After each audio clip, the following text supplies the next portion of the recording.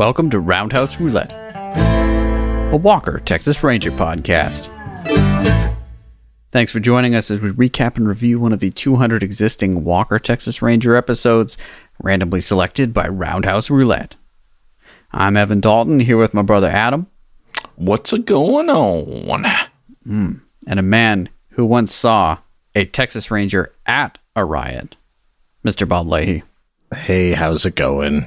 We'd like to thank you all for joining us as we review Chuck Norris's love letter to the mythos of the Texas Rangers. Today, we're going to be recapping and reviewing the pilot episode of Walker, Texas Ranger, One Riot, One Ranger. But before we grab our fluorescent Speedos, sip on our kale smoothies, and grab a few pairs of extra glasses, join us as we pull up a stool at CD's Bar and Grill.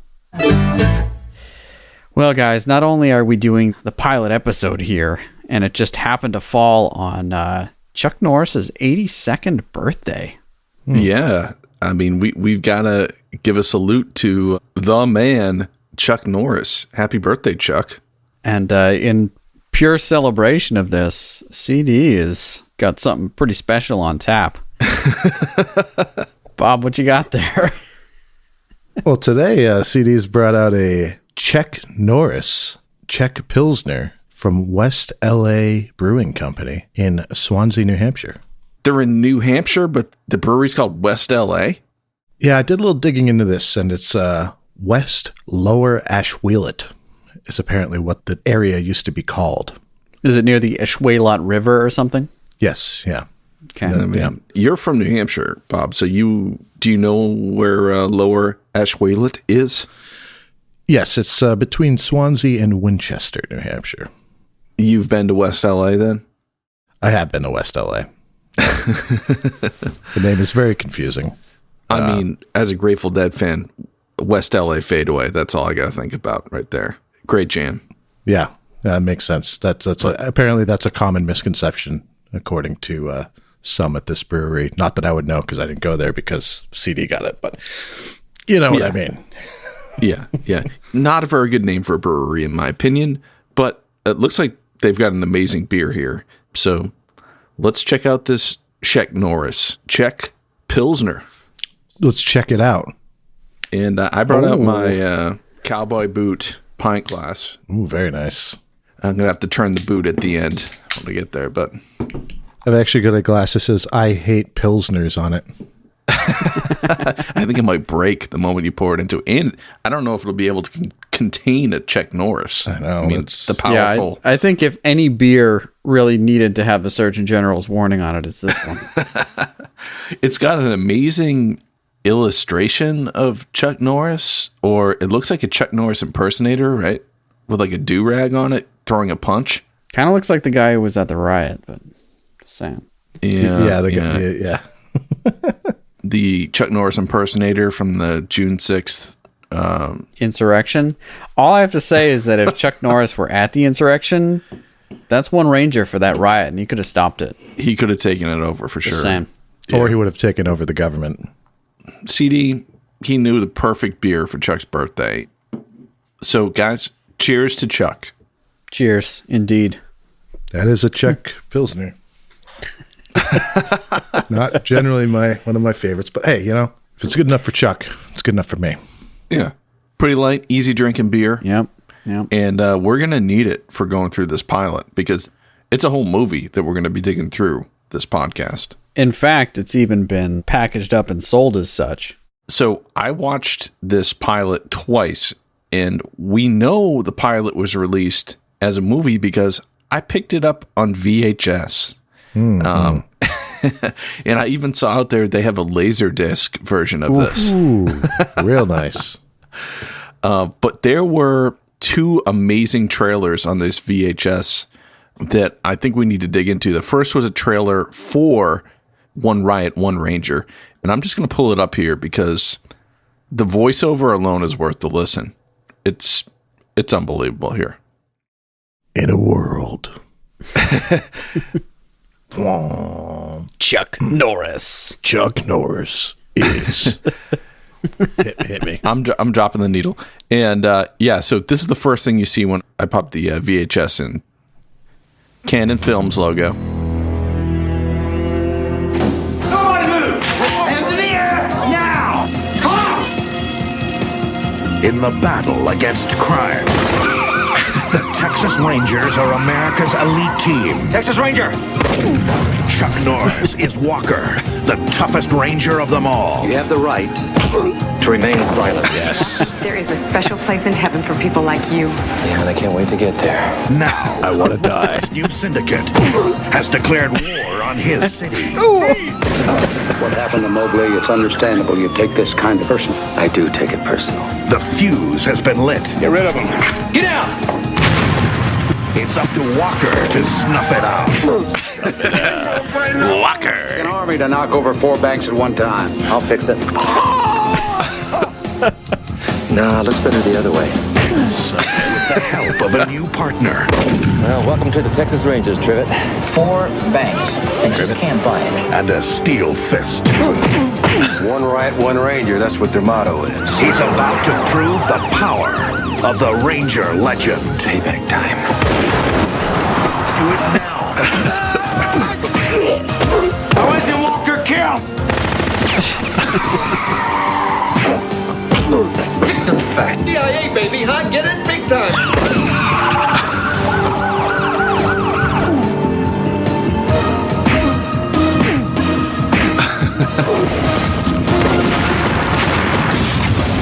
Chuck Norris, Clarence Gilliard, Cherie J. Wilson. One Riot, one Ranger. Do. Wow. I mean, That, a lot of times trailers for things, they include stuff that's not in the episode. Like, I feel like we could have created that very easily with I know. the footage available. Let me just clear something up. That was on the VHS tape that you. There was a trailer for the movie that you're about to watch that you presumably already bought. Bob, that's to get people hyped up. Yeah, no, I love it. I mean, it was great. Well, the VHS I picked up was a promo copy, so I think it was a screening copy for review. oh, not for sale or resale, huh? Exactly. So, did you buy that? Did you pay money for it? Well, don't tell the FBI I did, but Yeah. I don't want to get in trouble. But who would they be pitching this movie to? The Academy. It's for the Academy. There was another. Whoa. Yeah. Oh, can you still see this? All right. Yeah. Yeah. All right. So there was. This is the only other trailer it's on there. I'm just gonna hit play now. A brutal murder. DOA at rehearsal last night. Severed arteries in McNulty. the neck, chest, and pelvic area. Killing backstage in a theater. This is going to be news all over the country. A maverick cop. There are men on the force who'd like to see you or heard if you take this position. I don't care about that. No, but I care about it. That is country music legend Chris Christopherson. Yeah, I was going to say, I thought it was McNulty, but that's definitely not. You don't live there anymore. It's Drew Barrymore. What? Is it really? No Or is place it just to hide. Yeah, oh yeah, it totally is. Yeah. Number. Was that a pentagram and the Yep. logo? Kid. Where am I going? The police station? They followed you from there. You go to my house till tomorrow night. Why does he want to kill me? Because you know something. Either about your sister or the man who killed her. I don't know, but you know something.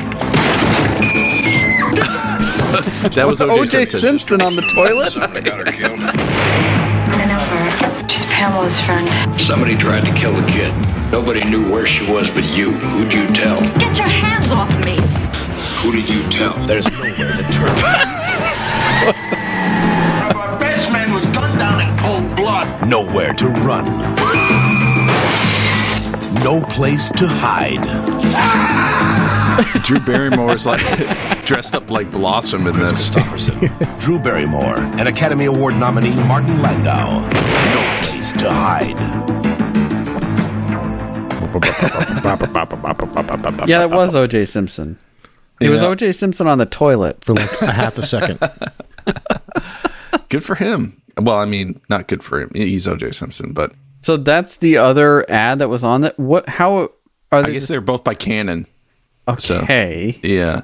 Other than that, it was exactly like the DVD release, and it made the DVD release seem like a Blu-ray when I watched that afterwards. So, if anyone wants a Walker Texas Ranger Blu-ray, all you gotta do is watch one of the episodes on VHS, and then just pop in your DVDs, and it'll feel like it. Yeah, it's all relative.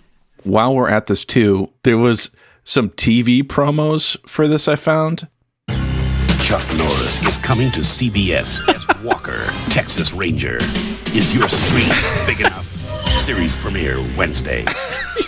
Yes. My name is Trevette. I'm a Texas Ranger. I work with Cordell Walker. But let's get one thing straight. I'm not his sidekick. That's his sidekick. Chuck Norris. Oh, okay. Walker, Texas Ranger. is your screen big enough? 2-hour series premiere Wednesday, April 21st. That's incredible. That's absolutely incredible. Is your screen big enough? I'm not his sidekick. Whoosh. That's his sidekick. I could not share that. That's pretty insane. Yeah. Well, as we mentioned last week on the podcast, I've been waiting to get the pilot because I scored the actual script to One Riot, One Ranger off eBay. And the listing said it was used while filming the pilot. And the guy purchased the script from a stuntman who worked on the show in its earlier seasons. So this script looks legit. Did you guys utilize it at all in your watching or no? No, I couldn't. No. I mean, if you follow along, it would have taken like 4 hours to watch the episode, I think. It's nearly impossible to watch the show and read along, but it's hard enough to take notes and watch the show at the same time. I look down and write some notes, and I look up and I missed like a cool fight move. Right, rewind it. It's tough. There were a couple lines in this episode that were so bad, and I'm wondering if like the script actually had those. Most all the dialogue was in the script. The more seasoned actors pretty much did it word for word. Chuck Norris, he kind of simplified a lot of the phrases. There were a few scenes and like lines kind of taken out, I think, just to make the show flow better. The script was pretty close to what we saw. But what I thought was interesting was this is Walker, Texas Ranger, Testosterone TV, and it was written, or at least finalized, by a female, Lee Chapman. She's an American actress and screenwriter. She also, I believe, wrote The Octagon and worked with Chuck Norris on that. Oh, yeah. Nice. She was one of the few female screenwriters doing action-adventure genre films. Her final writing credits were the 1993 pilot for Walker, Texas Ranger, and another first-season episode of the Chuck Norris series, although a creative dispute led her to substitute her mother's name in the credits for both. She didn't even want her name attached to these, which I thought was pretty classic. I'm reading her Wikipedia page how she was into underwater photography and died in West Hollywood. West LA. Oh. I found it like another article. It says later Chapman rewrote the pilot for Walker, Texas Ranger, but she fell out with the showrunners. One day, says Chapman, I woke up and just said, if I write another script, I'll puke. Yikes. And apparently it was these two scripts of Walker, Texas Ranger that led her to that point. Okay, that's fair enough. Harsh, but all right.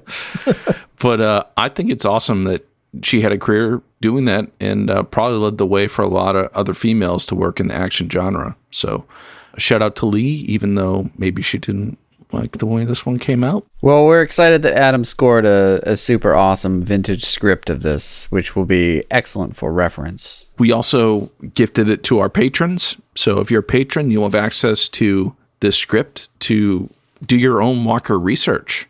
We want to know your findings. This is like the Holy Grail. This is the Rosetta Stone of Walker episodes. Yeah, please dig in. Let us know what you find. Thank you guys so much for the support. We also got a little support this week on our web store. Yeah, our friend David, or now friend David, picked up a couple of pretty choice action figures. Yeah, he picked up 2 Chuck Norris action figures from our website. I mean, the question is, what's he going to do with them? I can see why you get one. He didn't want the other one to be lonely. You have to fight him. I don't know, but David, you just paid for 2 months of hosting for Roundhouse Roulette here, and you are now complicit in Roundhouse Roulette. Thank you very much. Yep. Look at what he you've probably done. has no clue this podcast exists. He just wanted a shirtless Chuck Norris action figure. Who doesn't? I don't blame him. It's the internet, man. Anonymity is gone. We have your name and address. Yes. Thank you. Thank you, David. Well, okay, we've got a ton to cover. This is a special jam-packed, super long episode. Let's get on into this beast. If you're watching along at home and don't want any spoilers, hit that pause button and watch Walker's pilot, One Riot, One Ranger, and come on back to us. Oh, welcome back. Let's dig into this. This is an epic pilot, and it originally aired on April 21st. It's one day after your birthday, Bobby. It's true. It's true. 1993. Yeah, I just turned 10 years old. And it opens on an idyllic Texas farm field. It's got the windmill going. Right. It's got the grass blowing. It's got birdsong, which is actually from California, not from Texas. Okay. And well, they edited it probably in California, so yeah. I mean, that's where all the stock bird sound came from. So they just opened the window in the editing room and they just did a voiceover right onto it. Yeah. You'll hear a California quail singing, which is very fun. And you think, man, Texas, it's so beautiful. Right. I'm so happy I'm here right now. But then we get transported to some serious chaos and carnage. What they do to transition in the scene is very artful. They pan from this nice Texas farm, and then they go up to the blue sky, and then it crossfades into the blue sky somewhere else, and then the camera pans down on this armored car that's smoking. Spooky. Now, I'm thinking, are they going to zoom in on that California quail? But instead, it fades to an armored car instead. There are a lot of things in this episode that actually are like hallmarks of Walker. The one thing kind of missing is that whoosh, zoom transition thing, but there's some excellent zooms. Some more than others, I guess. Yes, this armored car is like in a ditch, and it's smoking. And the two guards for the armored car, one seems to be injured real bad, and the other one's tending to him on the ground. And these thugs, one of them has a gun pointed at those guys, keeping them on the ground. And the other three guys are loading up bags of money into their car. Right. They're about to leave, and the guy with the gun's like, whoa, what about these guys? Should we leave them here? And so the guy's like, yeah, man, why not? They're in the middle of nowhere in this heat. Buzzards got to eat too. Yeah. And then they speed off. And then we get this epic shot of Walker's GMC truck going through these country roads, and it's like the camera's straight on the road, and it's like this bumpy road, so the truck is kind of dipping up and down, and we're kind of gradually seeing the full truck come over the hill, and they're rolling the credits. Chuck Norris is Walker, Texas Ranger, and then the truck comes through, and you're like, oh yeah. Yeah, it's like up there with the opening titles of like Lone Wolf McQuade, right? And that stuff. This whole pilot is kind of like a watered down Lone Wolf McQuade. I mean, don't say that, but yes, absolutely. I mean, but so supposedly he's in Mexico right now? They're not in Mexico yet, but they basically steal the money and then speed off to Mexico. All right, so we see this Mexican bar, and the bad guys who, I guess, stole this money from the armored truck have gone to Mexico, and they're probably like, oh, we're off scot-free. Just crossed the border, and we've got all this cash. Let's have a few beers, throw them back at this bar. Oh, yeah. But who should appear in their GMC pickup truck but Walker? Clearly out of his jurisdiction, by the way. They do this great thing where, and it's actually in the script describing these shots like, his boot comes out of the truck door and you don't see his face. It's almost kind of like Batman, because what happens is he walks into the bar and we see the shadow of Chuck Norris, where it would be normally Batman's shadow, intimidating bad guys, before we actually see Chuck Norris as a ranger. He saunters up to the bar, orders a beer, and he actually takes a sip, guys. Did you guys notice this? Well, there's a running joke that he never drinks beer, even when he orders them. Yeah, he walks up to the bar and just goes, beer, and the bartender instantly hands him the beer. Yeah. And he instantly turned it, like, took the cap off, too. It was like, he wasn't even done saying beer, and he had one. Yeah, I mean, that's service right there. Yeah, that bartender, props. Okay, also, as he exits his truck and walks around the back of the truck. Oh, yeah, yeah. Flips down the tailgate. Yeah, before he enters the bar. In preparation for what will come soon enough. That is also mentioned in the script. So, of course. It's a signature move. Yeah. Yeah. A signature move that gets lost in the later seasons, though. You know? Really does, yeah. He just makes people climb in. Yeah. So, yeah, he takes his first and maybe only sip of beer we see him take. But that said, he's in Mexico. You know, he's out of his jurisdiction. And that fact maybe lends a bit more extra bravado to the recent bank robbers. They tell him he can't do anything about them. But he still proceeds to basically take these guys out. Yeah, this is what we wanted to see, and I'm glad they give it to us right off the bat. Chuck Norris wrecking house on a bunch of bad guys in a bar. Please. Mm-hmm. In later seasons, Walker's character is just like, people come at him, and he just like throws them down to the ground, and he usually doesn't say much. In this episode, there's a lot of quipping. Oh, yeah. And he's like pretty he's pretty ruthless too. So like this guy like, you know, smashes a bottle. He's like, I'm gonna cut your face, man. And Walker's like, come on, let's see it. Yeah, stop talking and do it. Yeah. All right. He's definitely got some edge to him. Yeah, very much an outlaw. Yeah. And does a guy pull a knife on him in this? Oh yeah. And he just breaks the guy's arm and flips him into a table. Tasty. It's vintage Chuck Norris bar fight. Everything Chuck Norris touches, like every movie, it feels like, we talked about this with Lone Wolf McQuaid too. It felt like a movie that came out a decade later than it should have. Right. And this episode just feels like an 80s action movie bar fight. But it happened in 1993. This pilot feels like it was like recorded in 1979. Like there's nothing to indicate that this is the 80s or 90s. This is in the 90s. But exactly, it feels like the early 80s. It really does. Because it's like Texas, maybe they're like 10 years, 15 years behind, and they always have their own Texas vibe anyway. No one's going to wear like the overtly crazy 80s clothes in Texas, right? So they would wear those crazy clothes, but not until like the mid 90s. Okay. Well, we're not, this is 93. Right. This feels like a vintage movie. More vintage than it is. It really does. So, you know, the last goon's all like, you can't do this, man. You're in Mexico. You don't have a right. And then he punches the guy out with his right hand, and he says, that's a pretty good right. So many of these. The cheese is piled on pretty I'll thick. give you a left and a right. Yeah. So he basically smuggles these guys back over the border because he's pals with the guy at the border.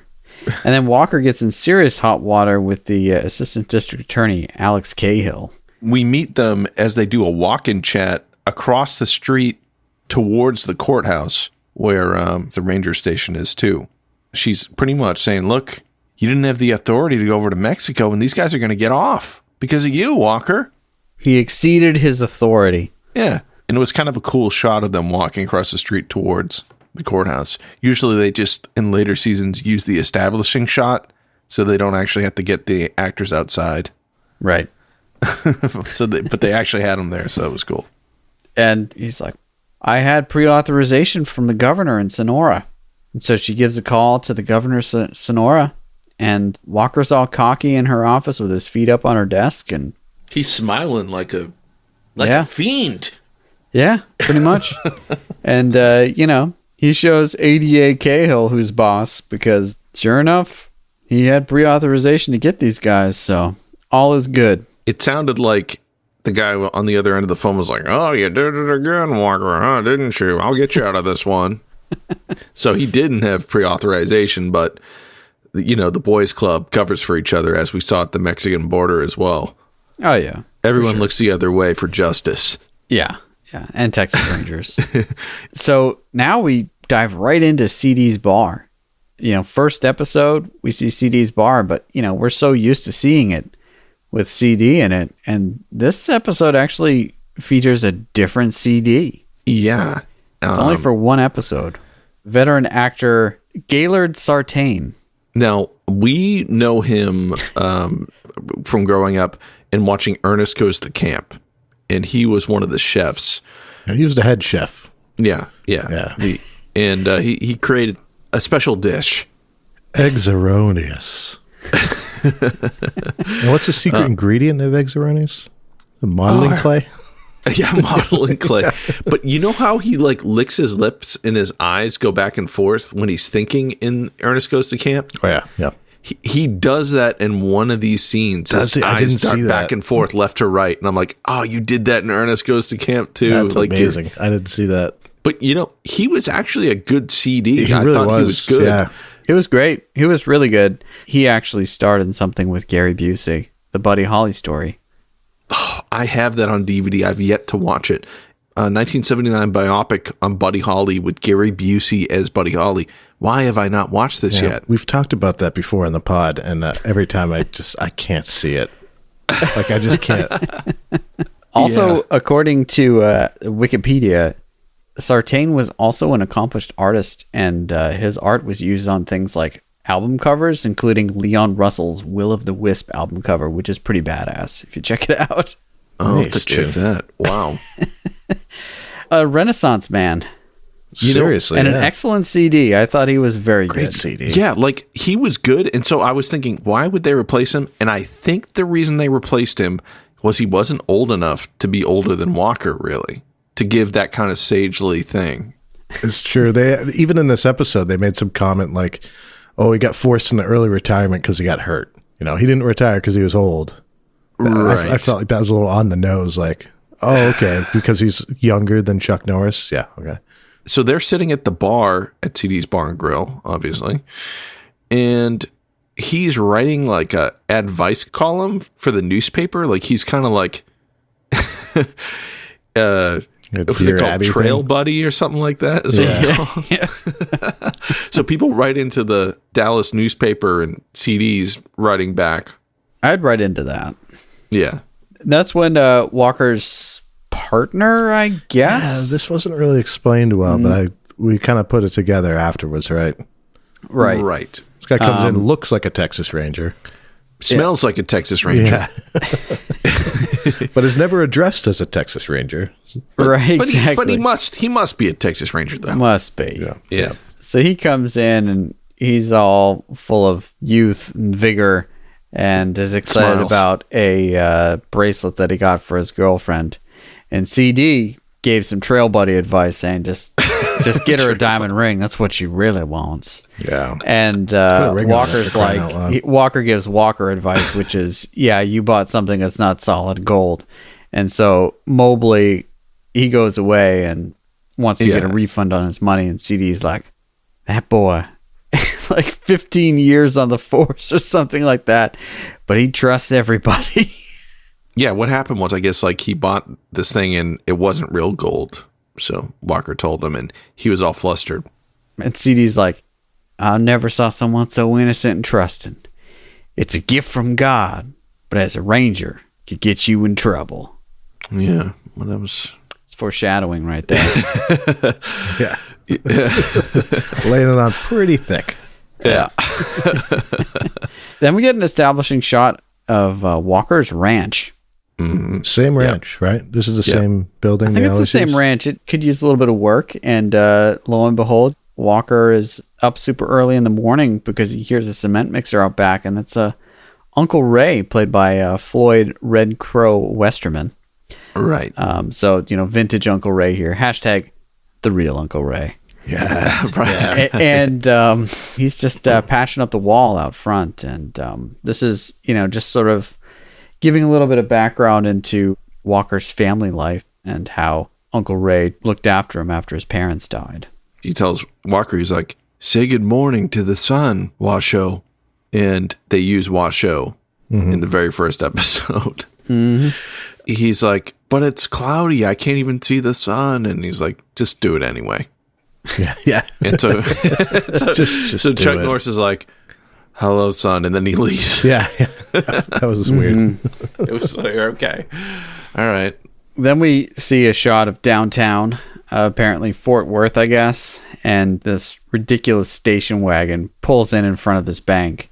And these guys jump out wearing sunglasses and wigs and holding guns. It was like Beastie Boys in a Sabotage video. Yeah. Station wagon, the ultimate getaway vehicle, right? Does that have the fake wood paneling on it? It does, yeah. Okay, yeah. It's a wood wagon. Was it a Roadmaster? It could have. Yeah, that sounds right. I will say in the script, it says guys with bad wigs get out. It's true. They nailed it. Very bad wigs. Yeah. And as soon as this bank robbery was underway, like, I was thinking, man, like, technology has come so far. Right. Yeah, because there'd be cameras everywhere up the yin yang now. Right. Like a wig is not going to do it for you. Right. Yeah. Anyways, that car is an epic car. I think that car is featured best in the film Harry and the Hendersons. Oh my gosh. Yes. Where it hits a Sasquatch, yet the vehicle is large enough to have a Sasquatch roped to the top of the vehicle. That's how big the car is. We rented that movie a lot, I think. That movie? John fantastic. John Fantastic. Lithgow's in that, right? Yes. Yeah. Man, good. Okay, so these bank robbers, they rush into this bank, right? And bad wigs and all and everything. And there's also like this blonde guy who I guess was like going to do a deposit or something. And they were like, oh man, this poor blonde guy's mixed up in this whole thing too. Now, it's pretty obvious that he's a bad guy, right? It wasn't to me, except for the way they shot him. Right. They were like kind of focused on him. It's like, wait, why do I care about this guy? Exactly. I thought either he was a bad guy or he was an undercover ranger. Yeah. Right. Yeah. So bank robbery goes down.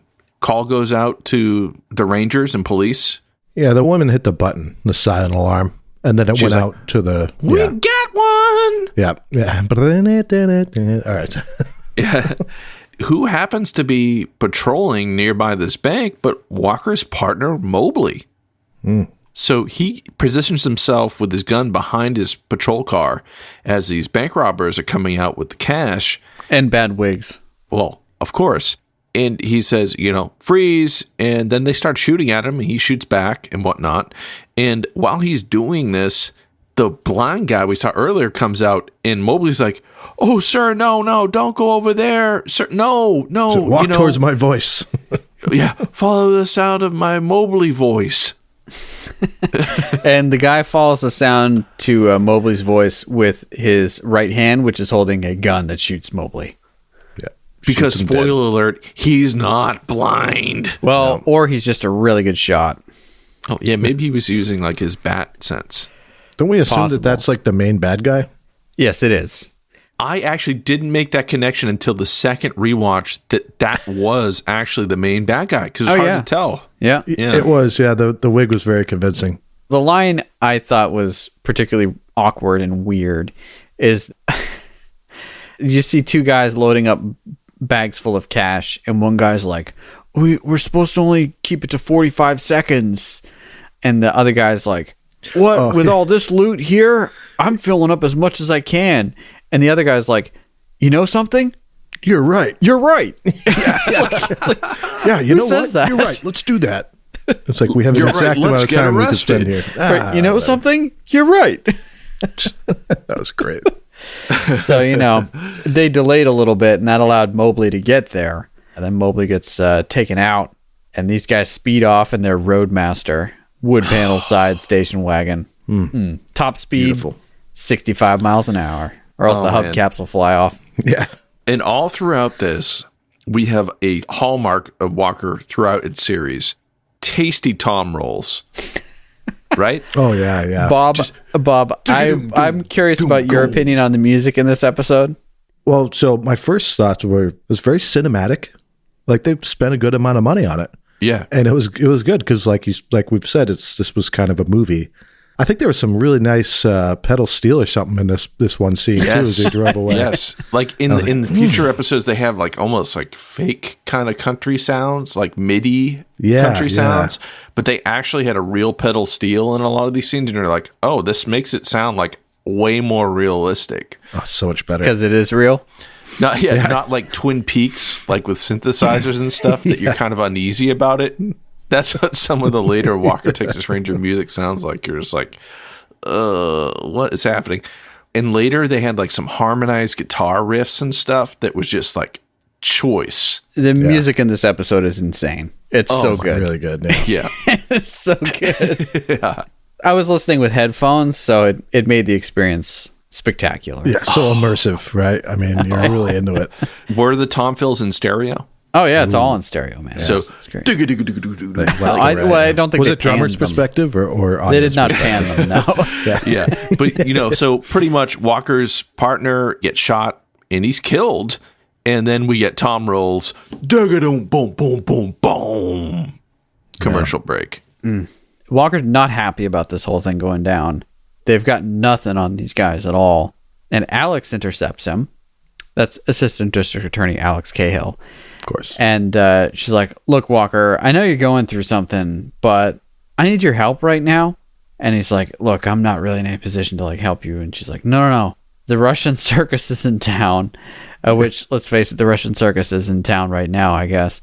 And oh, God. Okay. Yeah. And this 16-year-old girl got raped, and there are only 2 witnesses. And the guys who did it, we know all 3 of them, but they're trying to force these people out of town. And if they're out of town, then we don't have testimony, and we can't pin them down for this. They need somewhere to stay. And Walker's like, you want them to stay at my ranch? Oh, my God. No way. And then Alex is like, here's a picture of this 16-year-old girl in front of a washed-out photo backdrop. Yeah. And here's a picture of her after they beat her up in front of the same washed-out photo backdrop.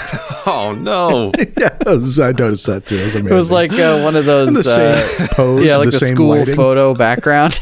It wasn't the one with lasers, but, No, well, those were always more expensive, right? Yeah, it's an upgrade. My mom would never let me get those. Yeah. I don't think we ever got those. Just the blue faded No one background. did. That's all. Only the rich kids got those. Not even that. Like, the kid's photo isn't for a kid; it's for the parents, right? That's a good point. It's like, what parent is going to be like, "Yeah, I want lasers behind my kid"? The cool parents, I think. Nowadays, I probably would want that, but I don't think any of the parents in the 80s wanted that. Yeah, but now you can just do it in Photoshop anyway. So that tugs at Walker's heartstrings, and she's like, okay, fine. Yeah, and I think we were talking last episode about how people go to Walker's Ranch for extra protection off the books, and it's never good. It's never extra protection. Right. Yeah, this was the episode I was thinking of, so anyway. Okay. So now we get a little look into the dynamics of the bank robbing crew, and pretty sweet dynamics, I'm going to say. First off, they love to meet down by the river. So, that's always a great place to meet up. The 4 bank robbers, they meet up, and then this other guy pulls up, and they're like, well, we just wanted more money. We just wanted to use our time the best. And the door to this black Lincoln opens up, and this dude in like a black and yellow leather jacket with sunglasses is like, you guys, you almost spoiled the operation. And they're like, look, man, I don't know what you're planning, but we're getting spooked, and just give us the money and we'll go. And he's like, I'll give you more than that. And then he shows off his foreshadowing here, sick roundhouse prowess, and proceeds to pulverize these guys. Yeah. And pretty much he was like, you guys told me you'd be out in this amount of time and you weren't. And look, I was trying to get a crew together for a big job I've got, and I need guys who are reliable, and you are not that. Kill them. Mm-hmm. Pretty much. He just totally takes them out. Yeah. And, this is obviously to establish that this guy has got some serious martial arts skill, to his character. Of course, we would already know that because he's played by Marshall Teague, who is the main rival in the classic film opposite Patrick Swayze in Roadhouse. Mm-hmm. Yeah, and we've actually had a number of our interview guests mention Marshall Teague because he's been on Walker a number of times as different bad guys because he's such a good bad guy. I want to say he might even be in the last episode of Walker. They brought him back for that. I believe he is, yeah. So shout out to Marshall Teague. But his character here is Orson Wade, and he was the blind guy. So yeah, he's in 8 Walker episodes, and surprisingly, this is our first episode seeing him. So it's unfortunate. He's a seasoned vet. Anyways, saving the best for last, right? Yeah. I mean, he was a great bad guy. I'll say it. So. Yes, he was excellent. Yes. Anyways, he takes out the two doubters, and the crew cut in half pretty much. But that's okay. He'll just find more. Later, we find out like they're placing ads in the local paper to find bad guys. Oh my god! Yeah. No, we'll get to that. That's hilarious. Okay. So it's so good. Back at the courthouse, Alex is getting ready to transport the family of witnesses to Walker's ranch, and this is when we see the skeezy rapists. Whenever you see three middle-aged people sitting in a row in the front seat of a truck, yeah, you know they're up there's to no problem. good. Yeah, And there was a back seat. Oh yeah, no, they all they need to have a good view, and they're like, oh yeah, there's that girl that we raped. Oh, she looks great. There's like super creepers In that ADA. She's pretty fine. She's just pretty good herself. God, oh. So gross. Basically, they trail them to Walker's ranch. It's like a layup for them. Yeah. So they go back to Walker's ranch, and Walker comes home and to a home-cooked supper from one of the witnesses. So the two witnesses are Russian circus performers. One is a juggler, and the other is a fortune teller. And they have adopted this girl. She's a trapeze artist. So these are all very important details because they will never come up again. The juggler guy is played by one of my favorite actors, Elia Baskin, and I pointed him out in the film Forest Warrior. He's almost always typecast as a Russian person, almost always, but he's fantastic. Love that guy. And the woman, did you guys recognize her? She looked familiar now that you mentioned. She's the realtor who sells the Ghostbusters, the firehouse. Right. I did see that in the credits, but I didn't dig in enough to remember who she was. But yeah. They're cooking dinner, and Walker sits down to this dinner, and they're acting like this girl who got raped should act totally normally. But instead, she doesn't want to eat and leaves the room. And I'm watching. What's and I'm wrong like, with her? Right. Jeez. I'm like, all right, this is where Walker does things better than anyone else can. Sure did. And he's going to go outside and connect to a 16-year-old rape victim and get her to open up. Her circus family who were there were like, look, she hasn't even cried yet. Like she, hasn't talked about it. We've been trying to help her out, trying to be there for her, but we just can't get through to her. Right. Enter Walker. Yeah.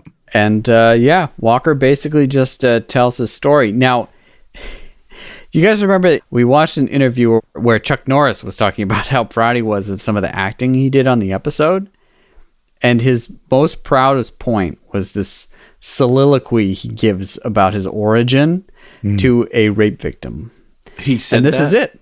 This is it. This is the one. Oh. It's in the pilot. Yeah, so that was like, he's like, the pinnacle of my show was the first episode. Yeah, it doesn't get any better than that. So, yeah. I mean, yeah, and for Chuck Norris, it wasn't bad. For Chuck Norris, sure. Yeah, but basically, we get the origin story of Walker, which we went through with Final Justice, where basically he's got Batman's origin story.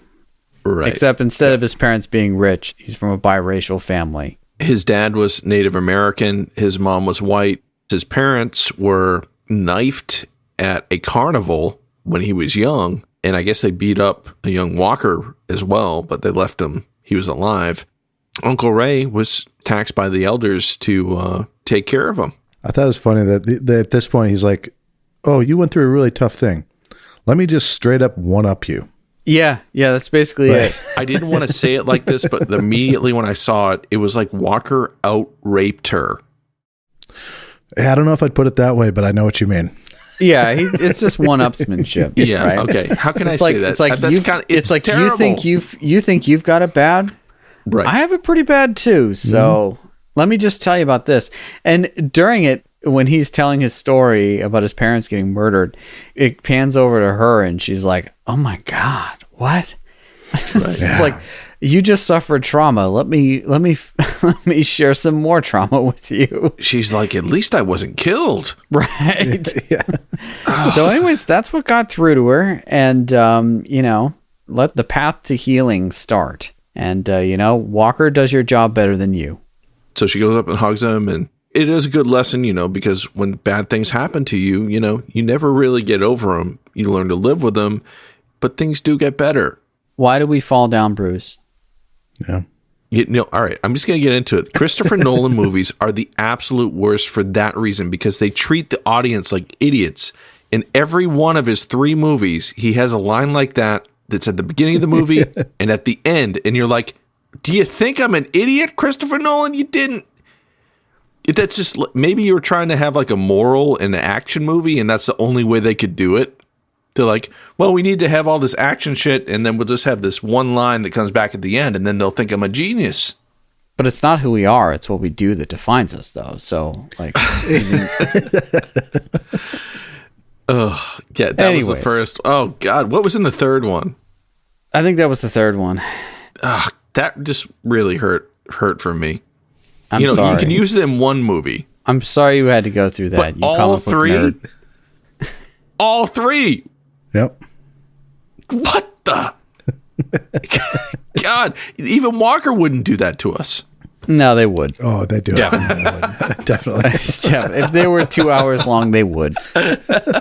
Okay, so the next morning, now that Walker has come home and fixed the problems that other people have there, CD takes him to meet his new, partner. And they go to the law enforcement public pool to meet Jimmy Trevette. And we learn that Jimmy Trevette, he grew up on the streets of Baltimore. He had a rough go of it as a kid, but he got out of the streets and got into a football program down in Texas and was drafted by the Cowboys, America's team.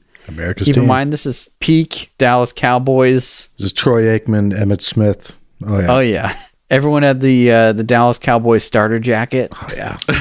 Yeah. As far north as New England. Yeah. Also part of Jimmy Trevette's origin story, he was a wide receiver in college and was drafted as such by the Cowboys. And according to CD, after his rookie season, so he played a whole season as a Cowboy? That's what it sounded like, yeah.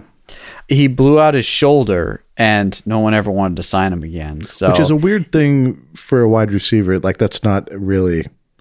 I've never heard of that. Yeah, you'd have to have such a severe injury that you probably wouldn't be able to be a cop. Right. You couldn't draw a gun if you threw out your shoulder. Can we talk about how Jack Trevette is, by the way, and this banana hammock? We'll get to that. Get to that in a minute. We'll get to the physique. All right. Don't worry. I couldn't help myself. So, anyways, I guess Trevette went to a very dark place after the injury. Yep. Yeah. And if CD hadn't... this is CD... Yep. If he hadn't bailed him out and got him onto the highway patrol and into law enforcement, he would have gotten into some really dark stuff. Yep. Now, here's the question. We know that Clarence Gilliard plays a tech-savvy criminal in Die Hard. Now, is that an alternate universe to the Walkerverse? Oh, you're thinking there's a crossover thing going on here? Where Jimmy Trevette doesn't meet CD and instead he becomes a safecracker? He's tech savvy, right? In both places. Yeah, it makes sense. Hashtag Walkerverse. We've done it. Okay, we're expanding it here. Die Hard is canon. Yep, it's in. Okay. Yeah, count it. Actually, maybe that was his dark phase. No, he dies in that movie though. So I don't think he dies because they bring him back for that commercial. Okay. Anyway, so we're just saying here, he went to a dark place, and that dark place could have been Die Hard. It could have happened in Die Hard. We're not sure. And CD redeemed him, the white Texas savior. Yep. And then he was able to finally join the Texas Rangers. Mm-hmm. So this all leads up to the first meeting of Walker and Trevette. And for anybody who watches this pilot, this scene will be burned into your brain for life. There's no way you will not be. There's just I watched this with my wife too. I asked her if she wanted me to get one of those Speedos, and she said no. Well, no, you're cart before the horse here, Evan. Okay. I need you to turn in the script to page 36, and let's just read how they introduce Trevette. You need to see how it's described in the script. Hold on, I gotta print out the script real quick. Okay, yeah. Okay. Evan, can you read us? There are several people in the pool, some underwater. CD, Trevette, hey Jimmy, come on out. We want to talk to you. Just then, there's a splash near the end of the pool, and up the ladder, like a Poseidon, emerging from the sea, comes Jimmy Trevette, 30s, African-American, muscular, and wearing tight Speedos, a swimming cap, and swimming goggles. Walker looks askance at this. CD, now Cordell, looks can be deceiving, ... Walker, not those looks. Ooh. Oh, no. Yeah, so what did they mean by that? Like, so he comes out, is Walker talking about the fact that he's African-American or that the Speedo leaves nothing to the imagination? I wasn't sure about that line. Yeah. No, I mean, it's established that just like Walker's kind of asexual, he's also like aracial as well. He doesn't really think about race. That's his stance on racism. Yeah. So I just want to say that this script doesn't describe the camera angle. When he comes out of the pool, the camera's at like knee level looking up at his crotch. There it is. That is Grundle shot. Yeah. Yes, there it is. Wow. Yeah, why would they do that to poor Trevette, man? What? Come on, man. I mean, it's pretty flattering if you ask me. Yeah, pretty much. I mean, it's like if you got it, flaunt it. So, yeah, and then at the end of the scene, they're like walking, and the camera could be cropped so that it's just like their torsos and above, but it's like knees and above. Yeah. Yeah. But yeah, Clarence Gilliard totally shredded for this. I would be curious to know what his workout routine was for Walker and whether he used the total gym. Makeup artist Corinne Berdunius, she was saying that he would run all the time. That was part of his whole regimen. Right. Much to her chagrin, because she's like, I can't put makeup on when you're sweating from running, dude. Right. Right. Yeah. We find out that Trevette is really into juices. He's a juicitarian, according to CD. Right.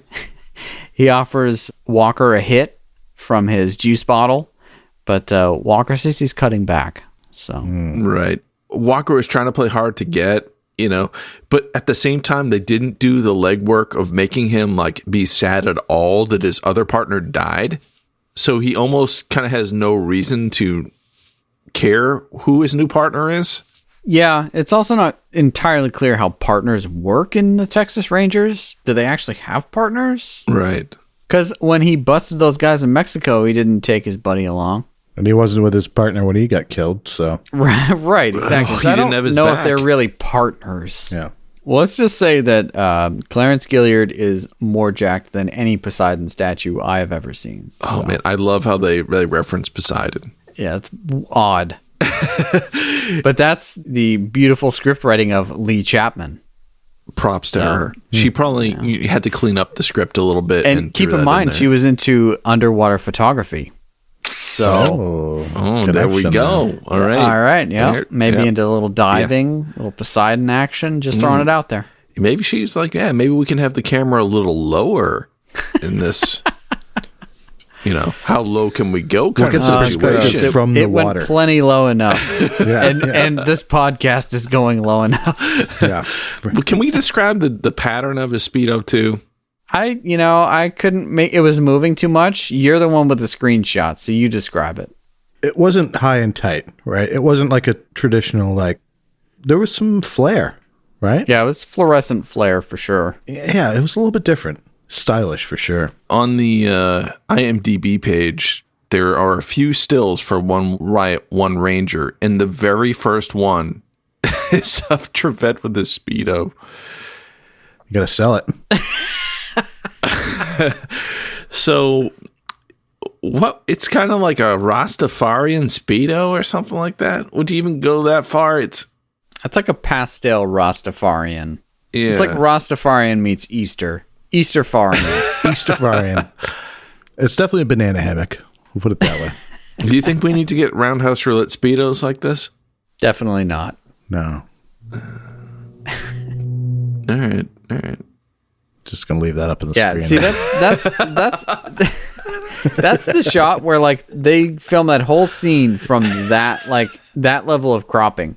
They very easily could have shot from the waist up, but they decided, nope. Yeah. We're gonna do a little advertisement for Clarence Gilliard. Yeah, exactly. They're showing off. Do you know how many chicks he got? Oh yeah, dude. I don't. Well, you can imagine though. Yeah, dude. I mean, because he left Matlock to come on the show. Do you think they'd let him do this on Matlock? maybe it was his Maybe that's idea. why they kicked him off. No, maybe it was his idea. He's like, I left Matlock to do this show. You guys are going to focus on my Speedo line, okay? And my chiseled pectoral muscles. Yeah, I'm going to cast a wide net with this one, with this pilot. We may only do a pilot, so I want to get it in the pilot. All right, stop your screen sharing, you goon. I'm going to leave it up on my end. I'm sure. All right, that night we see, I believe the script describes it as a sleazy hotel room, and they found that location. And there is a sleazy guy in camo jacket whom we recognize at this point because we've seen him a couple times now. Yeah. He's Walker and Trevette's season 1 and 2 informant known as Cobalt, who's a weaselly arms dealer. And Cobalt is being interviewed, kind of interrogated really, by our main bad guy and a couple of his goons. It's happening at night in a hotel room, and they've got these bright lights pointed directly at him. And the only thing you can see from the bad guy is that he's wearing black cowboy boots and he's cracking red pistachios. Yeah. And he's basically just asking for C4. And as we've established in the show, C4 is like, it's dealt with the same level of reverence as like cop killer bullets in the Lethal Weapon movies. Yeah. Where they're like, oh, that's the new thing. So C4, it's got to be C4. Right. So they're asking him about C4. They're like, well, we need some references. And he talks about the Libyans. And the main bad guy's like, nope, I know it wasn't the Libyans. He kicks Cobalt out and Cobalt gets beat up, but let go. He couldn't see the bad guy Orson Wade's face because they had all these lights pointed on him like interrogation style. All he could see was him cracking pistachios. Oh, yeah. Which is a pretty baller move. If I'm going to interrogate someone, I'm going to be just gnawing on some pistachios the whole time, you know? I was hoping that detail would actually come back, but then again, I remembered I was watching Walker, Texas Ranger. And anyway, they were like, hey, you know what? Let him out, guys, but kick the crap out of him. And they kind of show like his goons shadowy letting him out. Yeah, it's the second time we see shadows used in this episode. There's also shadows used when Walker walks into the Mexican bar. You see his shadow projected upon the wall. His silhouette. It was awesome. It's pretty dramatic. Yeah. So these guys are trying to find more C4. For their big heist that we still don't know what it is. Right. So meanwhile, back at Ranger headquarters, the captain is saying to Walker that the safe that they robbed was blown apart with C4. And Walker's like, well, they used C4 in their heist of the laundromat last week. Yeah. As well. He's like, wow, now I got to find someone who does C4. So he grabs Trevette before Trevette can move into his office. And he calls Trevette Trivet throughout the entire episode. And we're not exactly sure if he's just doing it on purpose to annoy him or just doesn't care enough. Well, they really started off treating Trevette bad from the first episode, not even getting his name right, being like, it's okay, he'll grow on you, Walker. Yeah, pretty much. You know? He's definitely cocky in this episode, though. He talks about his computer programs and how they're powerful, and Walker's all a doubter. He actually one-ups Walker with that stuff in this episode. He's like, well, actually, yeah, they all use C4, but I went back and checked the insurance files and found that they actually stole some hospital uniforms. He kind of showed, well, yeah, you can, use your hunches and your old school techniques, but computers can help out too, Walker. Yeah. So he used some pretty serious computer searching skills. Walker takes Trevette along and they head on down to the sporting goods store where Walker talks to his buddy who's kind of like an informant in the arms scene.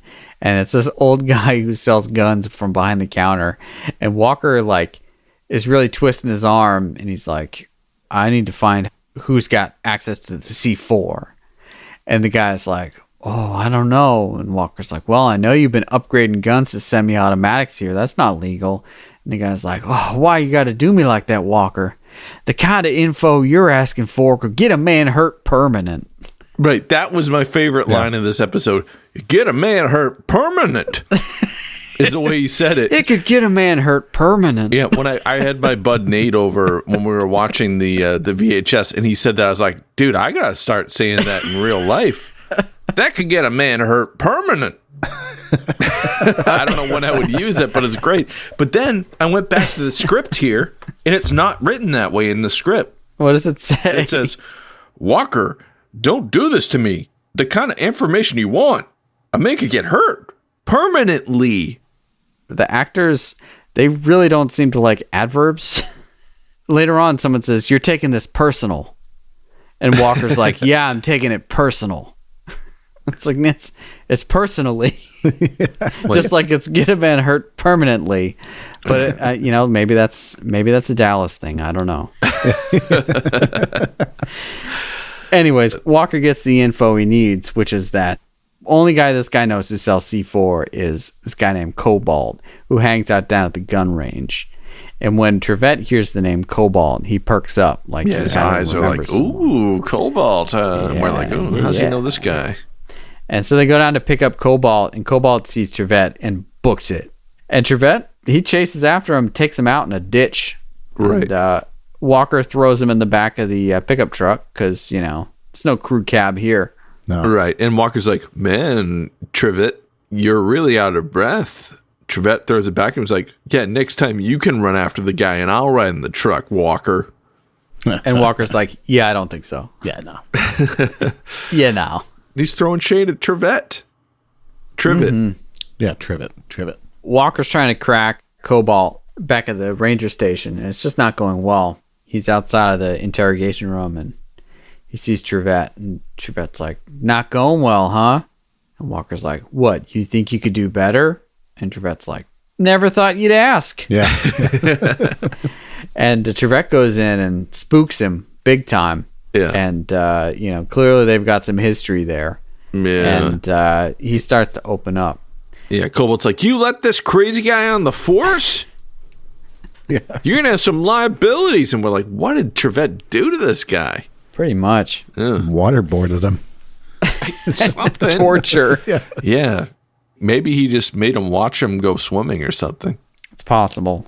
He seems to like that kind of thing. So meanwhile, we get one of my favorite dismembered scenes from this episode, which is this, it's like old grandfatherly figure showing off his skills with explosives. He basically is like, oh yeah, there's this ashtray here. It's a Texas horsefly. You see a lot of these at truck stops and stuff. You get them at all the truck stops.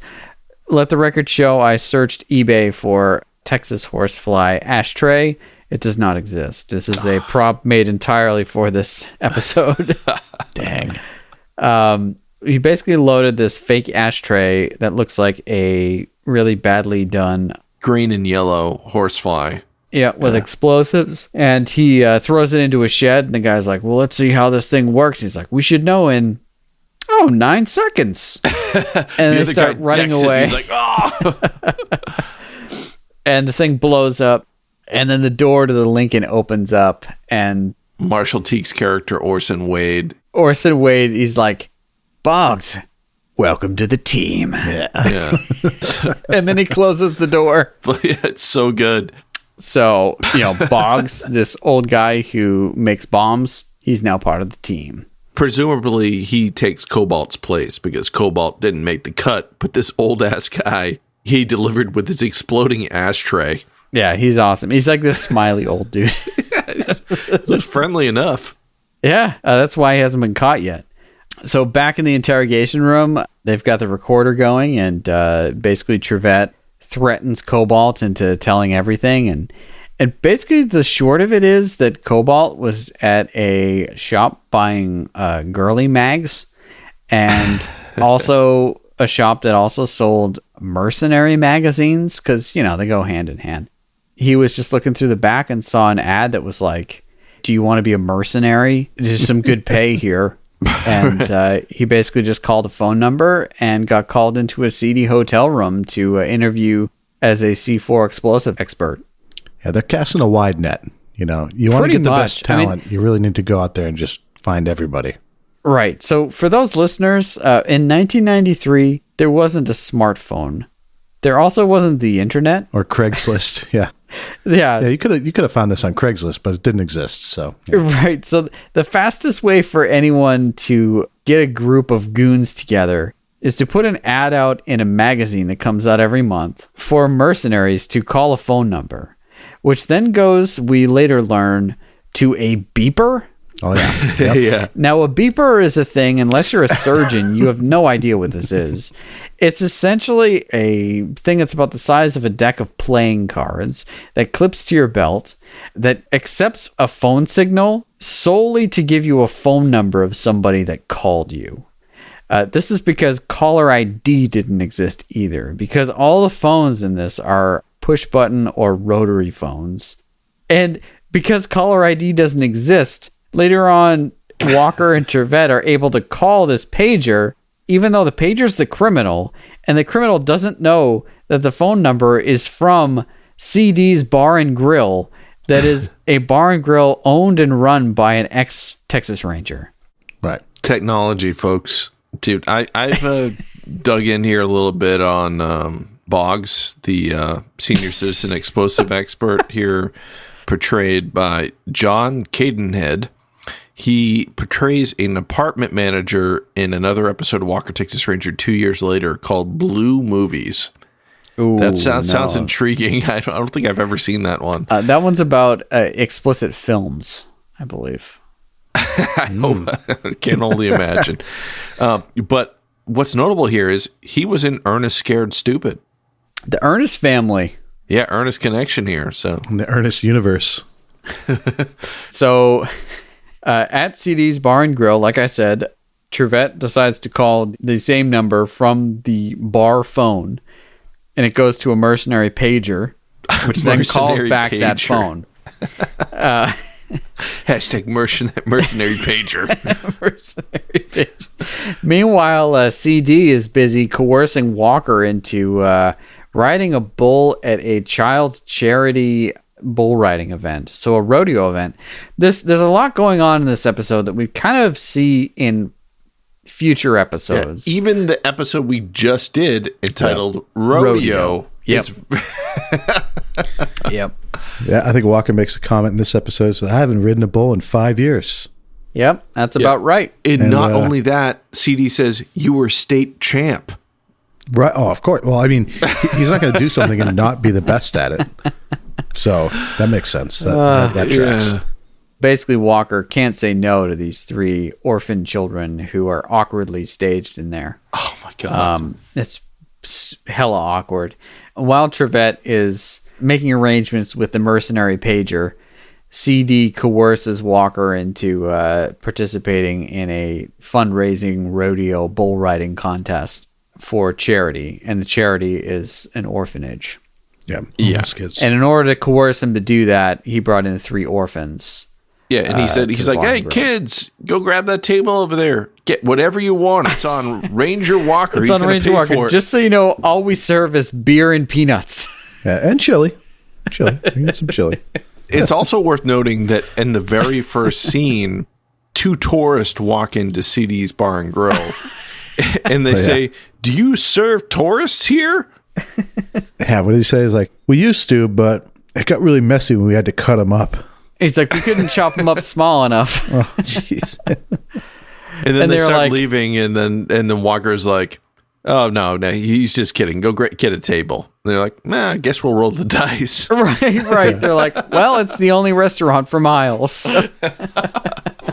While Walker's getting coerced into this bull riding thing, Trevette's setting up a undercover sting where he's going to act as a mercenary for this crew. He basically gets the meeting place and the meeting time, and they set up a sting. Trevette's just hanging out at the street corner, and Walker's, a block away watching, and they're talking over the radio. And Walker's all like, hey, I got to know, what happened with you and Cobalt? He's like, okay. And they're talking over walkie-talkies here. And he's like, Cobalt, yeah, he got off on some bad crimes, and they couldn't put him away. The justice system's just kind of messed up, just can't keep bad people behind bars. This is also a theme from the episode we did last week called Rodeo. Also the same theme. Yeah. So I don't know what happened, but somebody just put a whole bunch of snakes in his apartment, locked all the doors, and cut the electricity. And poor Cobalt. Yeah. And Walker's like, did you do it? And then Trevette's like, oh, Walker, you know me. And he's like, oh, no, I don't, but I'm learning. Trivet. He still can't say Trevette. And at first, like when I was going through the script, I'm like, oh, they don't have any mention of like, he's intentionally mispronouncing his name. But then I realized, no, they literally spell it with Trivet. And when he says it correct, he has an additional TE. Wow. So it's in excellent the script. writing again right there. Yeah. Hashtag tough love. Mm-hmm. Tough love, tight speedo. Very tough love. So anyways, Trevette apparently is like double parked or something. And the traffic cops come up to him and they're like, hey man, you can't park here. And let's face it, like in 2022, this guy would have like called for backup and had like his gun pulled, right? Oh yeah. Yeah. We'll get to that in a second. But instead they sit there and talk about it for 10 minutes. Right. And while the cop is talking to Trevette, the bad guys pull up in their CD van. They're like, oh, that traffic cop's next to him. I don't like the looks of this. And they speed off, but they're all in like a parking garage or something. And so everyone's got to exit the parking garage at the same time. And Walker and Trevette are in just complete total hot pursuit. And this car chase embodies like the perfection of the Walker car chase. Yeah. Now they don't have any stunt doubles like flying over cars in this one, but yeah, it does not disappoint. And I will say the music in this episode is on point. Right here, this car chase music, insane. I want to learn this music in this section because it's that good. I think this is the harmonized guitar. They actually have like different key changes and stuff that is just like goes with the scene. It's so good. Yeah, it is. Yeah. Totally over the top. Now, how was this car chase for you, Bob? It was good. I mean, this is a scene where I thought Trevette really showed up, like he wasn't really getting put down, right? Like, yeah, via the script or via Walker. Like he was on equal footing or better, doing cooler stuff than Walker in this scene. My complaint about this chase was there were just cars squealing around like crazy. Awesome, right? Right. But they were fast edited. Nothing really hung for you to get the vibe of like logistically where the car came from or anything. It was just like, yeah, I think part of that's because they're in the city too. It must be much harder to film a chase scene in a like. And let's face it, a half-second video clip of a white van pulling around a corner is way cooler than a 5-second clip of a white van pulling around the corner. So if they just edit a bunch of short clips together, it's like way cooler looking. Yeah. But like at some point, Trevette, they cause him to crash his car. And then he jumps out of his car and starts running through the park. But I'm just going to throw it out there. An African-American male in plain clothes with a gun drawn running through the park. Problematic, yeah. In 1993. In 2020. You get in big trouble. Yeah. Yeah. Yeah. And I mean, you shouldn't. I mean, anybody running with a gun open through the park, you should just let them go. Yeah, it's the Second Amendment. Yeah, sure. I guess that's Texas too. So, but yeah, Trevette is like super badass in this episode. Like he crashes his car, and then Walker pulls up next to him. He's like, "Keep going! I'm gonna run through the park." And he runs through and like tries to get a couple more shots off, and he busts out the windows of the van, but the van gets away. Yeah. Trevette actually says, "Slow down," and he jumps in the back of Walker's truck. Yeah, that was great. And he's like on top of the truck cabin, firing shots of his gun in the city. Yeah. Absolutely. That happens awesome. a few times this episode. I'm like, I mean, I would say this is one of the best car chases we've seen just because of that. It's so awesome. But it does not end in an explosion, and they don't actually catch the van. So crazy stunts, crazy music, Trevette being a badass. It's pretty awesome. Back at the seedy hotel room, that's the same one apparently. Orson is now recruiting another person, and the other person actually sees the pistachios, and it was like, Orson, you crazy cat. I know it's you. And I guess they're old buddies in the CIA or something. And so they go way back. This friendship totally pointless for this episode. Just throwing it out there. Oh, so this guy, Orson Wade, the main bad guy in this, he was in the CIA and then he broke bad? Yeah, man. Wow. Yeah, and he's then a bad another cat. person broke bad from the CIA? Apparently so. JJ? That's what it's saying, yeah. Yep, apparently. Who are we to say whether that's common or not? Yeah, I have no idea. I mean, if I did, I wouldn't tell you guys on a podcast. That's fair. Yeah. So, yeah, this random guy joins the crew. It's not exactly clear what the guy's expertise is or, anything. He's just part of the crew now. They're like, we need a way to provide some backstory for this bad guy to make him have a little more weight. Right. I don't know that this really did it, though. I guess it was just like, oh, well, he was in the CIA and he broke bad. Yeah, meanwhile, back at Walker's Ranch, Lisa, the girl who was raped, and her circus parents are just hanging out around the ranch. And, her recovery is great. She's recovered so much that she's now waiting hand and foot on her adopted parents and bringing them lemonade. Which, as it should be, Yeah. Odd dynamic there. Yeah, why don't we pull up page 61 of the script here? Oh, okay. So everything's going well, and a particular car rolls up here, and let's see. How's this car described? Sound of a car. She glances up. Her point of view. Redneck's car. Approaching. It's a redneck's car. I mean, it is accurate. That's a Jeep pickup truck. Solid. I didn't know this existed. Yeah, no, I saw on the side of it, it's called Jeep Comanche J20. I watched the VHS first with my buddy Nate, and he's like, Jeep made a pickup truck? Yeah, they definitely did. Jeep Comanche? Comanche J20. Oh, man, it's sick. It's awful. It looks like a Jeep Grand Cherokee that just has the back cut off of it into a pickup truck. That's exactly that is the car. And no, it doesn't have a back cab. So if three people want to drive around in it, if three rednecks want to drive around in it, they got to sit next to each other. Our friend of the podcast, Mike Rooney, he was all about Jeeps. He had a Jeep when he was here in Nashville, and he moved to Florida. And I almost feel like he needs to pick up one of these Jeep Comanches now that he's a Florida man. Oh my God. Florida man. Yeah. In 1993, Jeep Comanche. Yeah. Gorgeous. You got to run like an antelope out of control. You know what I'm saying? God. So there's a knocking on the door, and Lisa, she's like, oh, well, I'll go get it. Oh, and she opens the door, and it's the three quote-unquote rednecks. Yeah, and so we're assuming they raped her? These are the people that raped her, and they're coming to her house? Yeah. Walker's Ranch? Yep. Yes, they're coming to a ranger's house with, I don't know what their end game is here. Their end game was to scare them out of town, but at this point, they're like, well, we weren't able to scare you out of town. Maybe we can do it now? I thought they said something like, we're going to take you to Kansas City or something. Oh, that's right. They were going to take them to Oklahoma. Yeah. It's like, Kansas City. Yeah, Kansas City, here I come. A struggle ensues. Unfortunately, Misha is not able to do very much. The juggler grabs his bowling pins that he juggles, and you'd think, having some experience in throwing them, he could, swing one at somebody, but he doesn't really do that and just gets socked in the face. You'd think he'd be able to hurt somebody permanent with those. He could hurt someone permanent.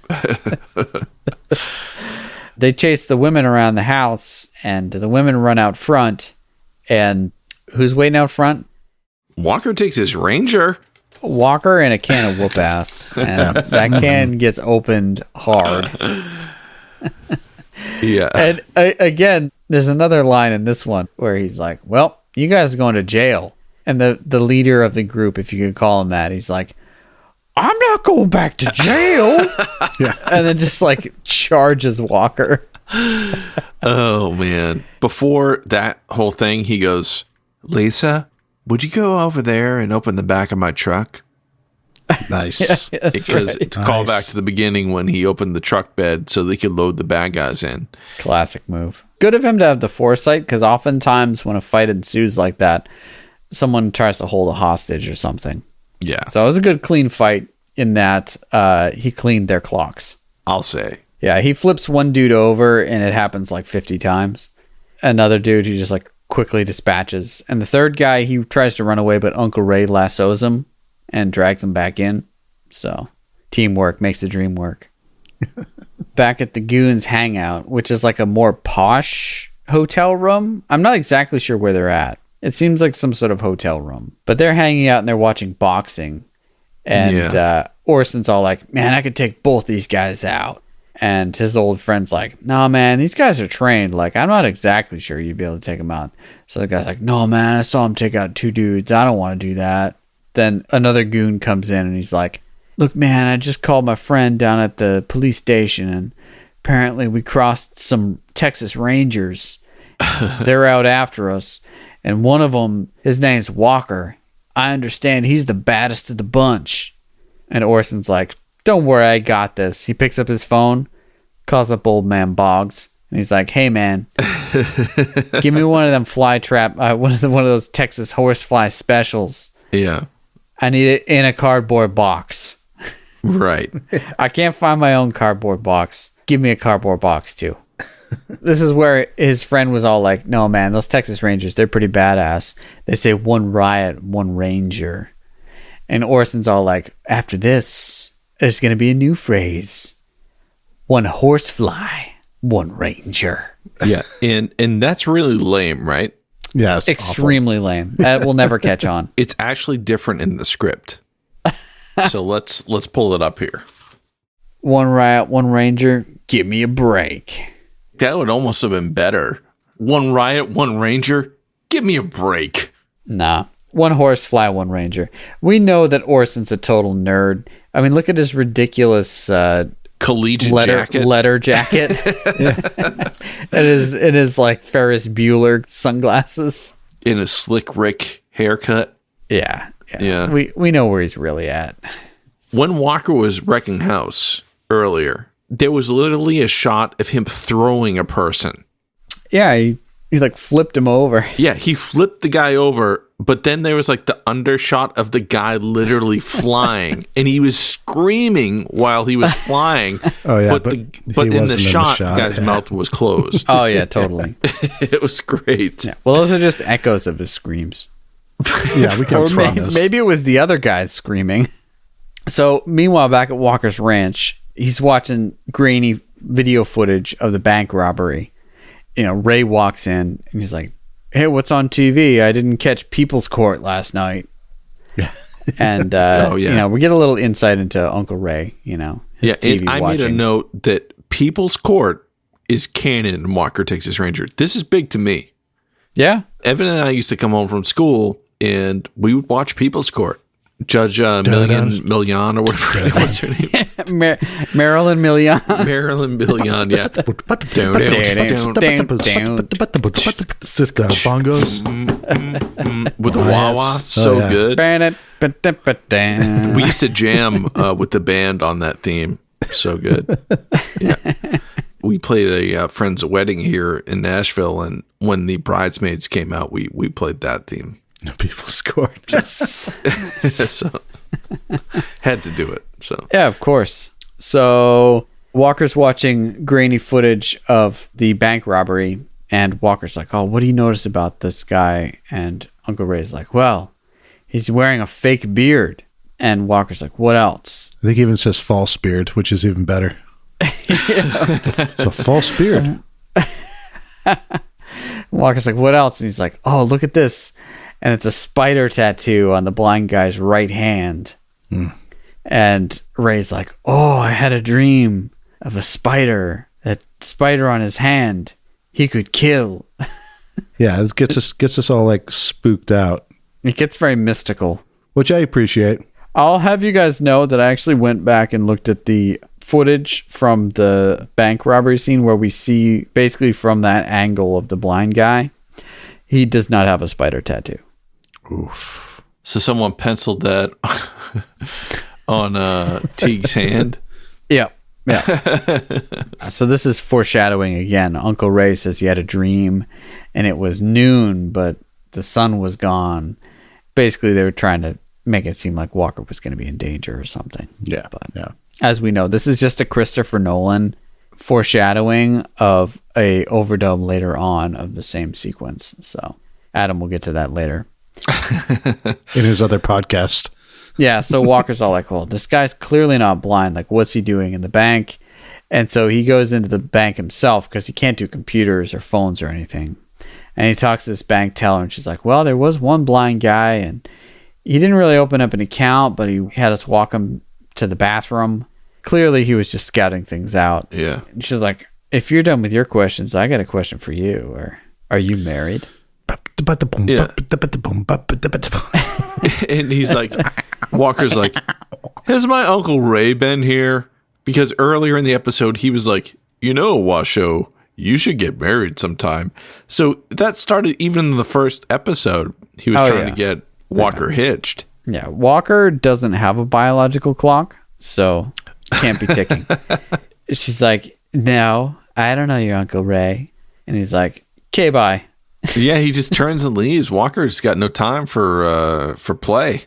Pretty much. Meanwhile, back at Ranger headquarters, they get a little special delivery. It's a nondescript white cardboard box, which in any sort of law enforcement setting would immediately set off 50 red flags as to, oh, this is a bomb. Yeah. Right? It looks like a dress shirt box, right? It's like a cake. No writing on it, no letter inside, nothing. Yeah. Just a weird object and a white nondescript box. Orson's buddy, JJ from the CIA, is actually the guy who walks into the Ranger headquarters, and a Ranger greets him and is kind of like, hey, man, what are you doing here? He's like, oh, I just got this delivery here for Walker. And the guy's like, oh, yeah, his desk's over there. Just go put it on his desk, whatever. Yeah, go put that sketchy box over there. For the record, there are no metal detectors. There are no security cameras. There's nothing. It's just, just walk right in and drop that off on his desk. So, Walker doesn't know this because he's not in his office at the time. That's because he's busy at the courthouse, and Alex tells him the good news. And the good news is that I guess the three guys were found guilty of all counts. Fortunately, in this case, they actually mention breaking and entering, trespassing, and assault with a deadly weapon. That's the first acknowledgement that, like, anytime someone picks a fight with a Texas Ranger, there are actually consequences. Because the way this series plays out is that it's kind of like a free pass.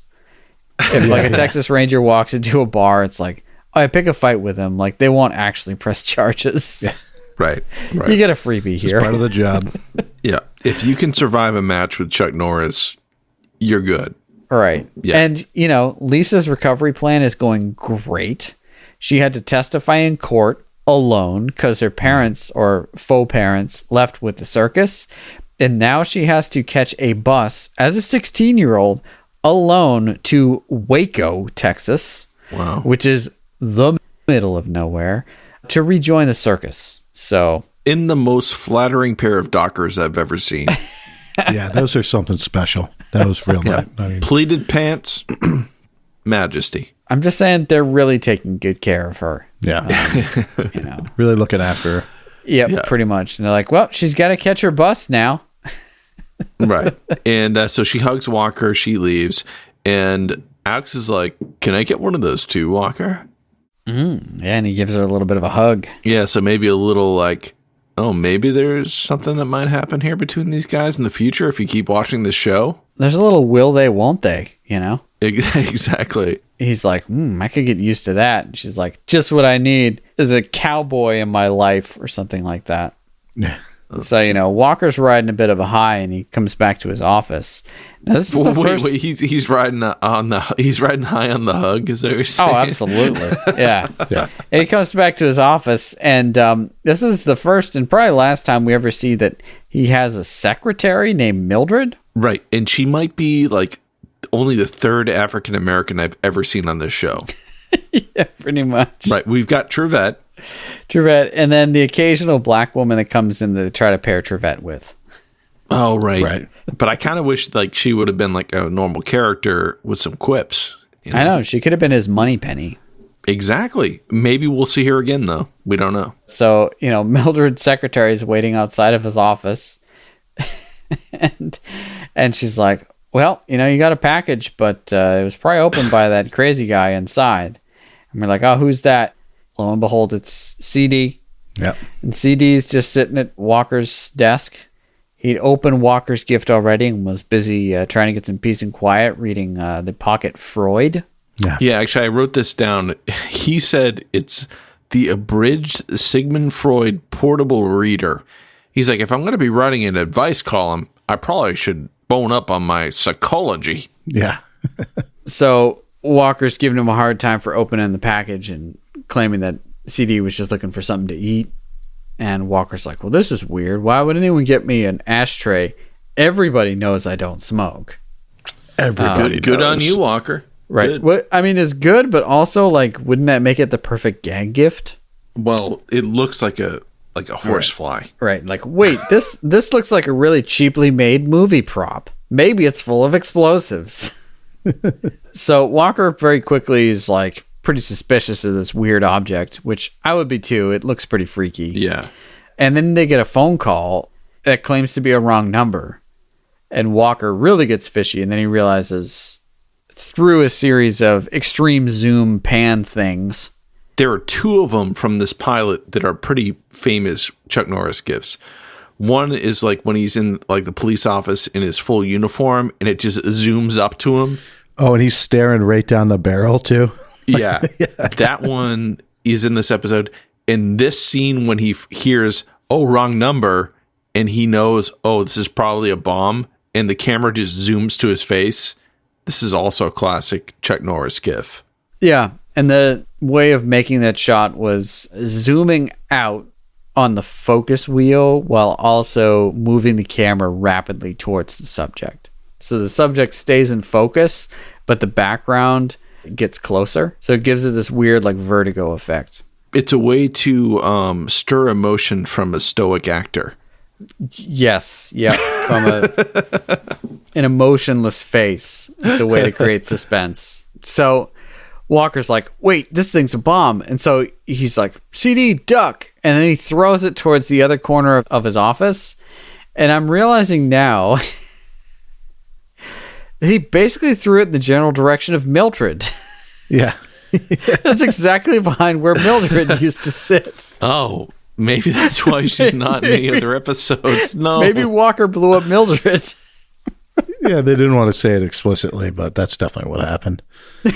Oh, no. Or at least after that happened, she quit, right? Like Yeah. I would. Yeah. I hope she went to the bathroom or something. That's probably what happened. Yeah. She comes back and her desk is blown up, you know. Anyways, the bomb goes off. Of course, it was not successful. Orson's not too happy about that. Right. He's like, guys, come on now. He's like, you botched this too? And we got this big heist coming up? JJ, even you messed this up and we were in the CIA together? And earlier, he was like telling JJ, he's like, look around, man. And they were standing in the middle of like Fort Worth or Dallas in some big city intersection. And there are all these banks. There are like 4 different banks in all different corners of the street. And JJ is like, 4 banks? You're going to do all of them? Mm-hmm. Yeah. This is basically the OG Ocean's 11. So that was earlier, and his buddy JJ and his goons failed even just blowing up this stupid Ranger Walker with a horsefly explosive. I mean, that should have been a shoo-in. I mean, the phrase is one Ranger, one horsefly, so. Yeah. They failed, and he's like, JJ, even you failed, man, and you're from the CIA, and you can't even do this? He's like, I'd kill you like I killed all the other guys, but we got to do this bank heist of 4 banks tomorrow. Pretty strapped on time. What are you waiting around for? Get your teams together. Right. You guys thought you were going to be killed, but get to work. Meanwhile, back at Ranger headquarters, Walker and Trevette, they've cracked it. They've figured it out. And basically just due to Trevette's computer models, they completely, totally, absolutely gloss over this. But Trevette has some 2-page computer printout that basically shows that all the deliveries are happening at these 4 banks that are within a 4-block radius simultaneously. But the captain's like, no way, man. This one bank is getting this giant shipment. The biggest shipment's coming to this one bank. That's where they're going to be. And so that's their decoy bank, but he doesn't know that. Walker is torn. You know, he's got his command from the chief saying, you know, we're going to be guarding this one major bank here. Right. And Walker's like, no, I think they're going to be hitting 4 of them. They've been planning for weeks. Right. And I mean, this is odd because normally Walker doesn't answer to anybody. Right. This is kind of like in... This is a Lone Wolf McQuaid. Yeah, Lone Wolf McQuaid when he has somebody over him. In this case, it's Captain Price. It's a top dog. And top dog because... He gets top dogged and paired up with Trevette. Yeah. Don't make Trevette... They did it, didn't they? They did. Yeah, they did. Yeah. I did. Yeah. He's just pointing it out. The chief is all like, what? You think they're going to try to hit 4 banks at once? That's impossible. And Walker should have just said, haven't you seen Ocean's 11? Circa 1960. Yeah. So Walker's got some serious soul searching to do. He spent some time at CD's. CD doesn't really give him advice, but, he thinks he does. The next day, he starts out the day by visiting Mobley's grave. He does some sort of weird ritual. Yeah. Where he basically plants some feathers in the ground by Mobley's grave. Right. The shot is Mobley's grave. And again, Mobley is his dead partner who Walker has not exhibited any remorse for his passing the whole episode. Yeah, no, it didn't bother him at all. Yeah. Even though this is supposed to be the motivating factor for him to go against the bad guy at the end. And the motivating factor for him to be rough on Trevette. We'd be a little more accepting of that if he was going through some getting over his partner. But that doesn't play into it at all emotionally from Chuck Norris. So he's standing behind his grave, but we see the front of his partner's grave so we can read it. Just so we know, so it's clear that he's at his grave, right? So we know. Exactly. Like, who else's grave would it be? I guess it could be his parents, maybe. Like a Bruce Wayne thing. I was thinking they'd do a Batman. Batman where he visits his parents' grave. That's initially what I thought they would do. But no, it's his partner's grave. Yeah. And there's like a mound of dirt behind the grave. Yeah. Don't they usually bury people in front of the gravestone? Yeah, usually you look at it in there in front of it, you see the name. Yeah. Maybe that's a Texas thing. We don't know. Yeah. Reach out to our Texas folk.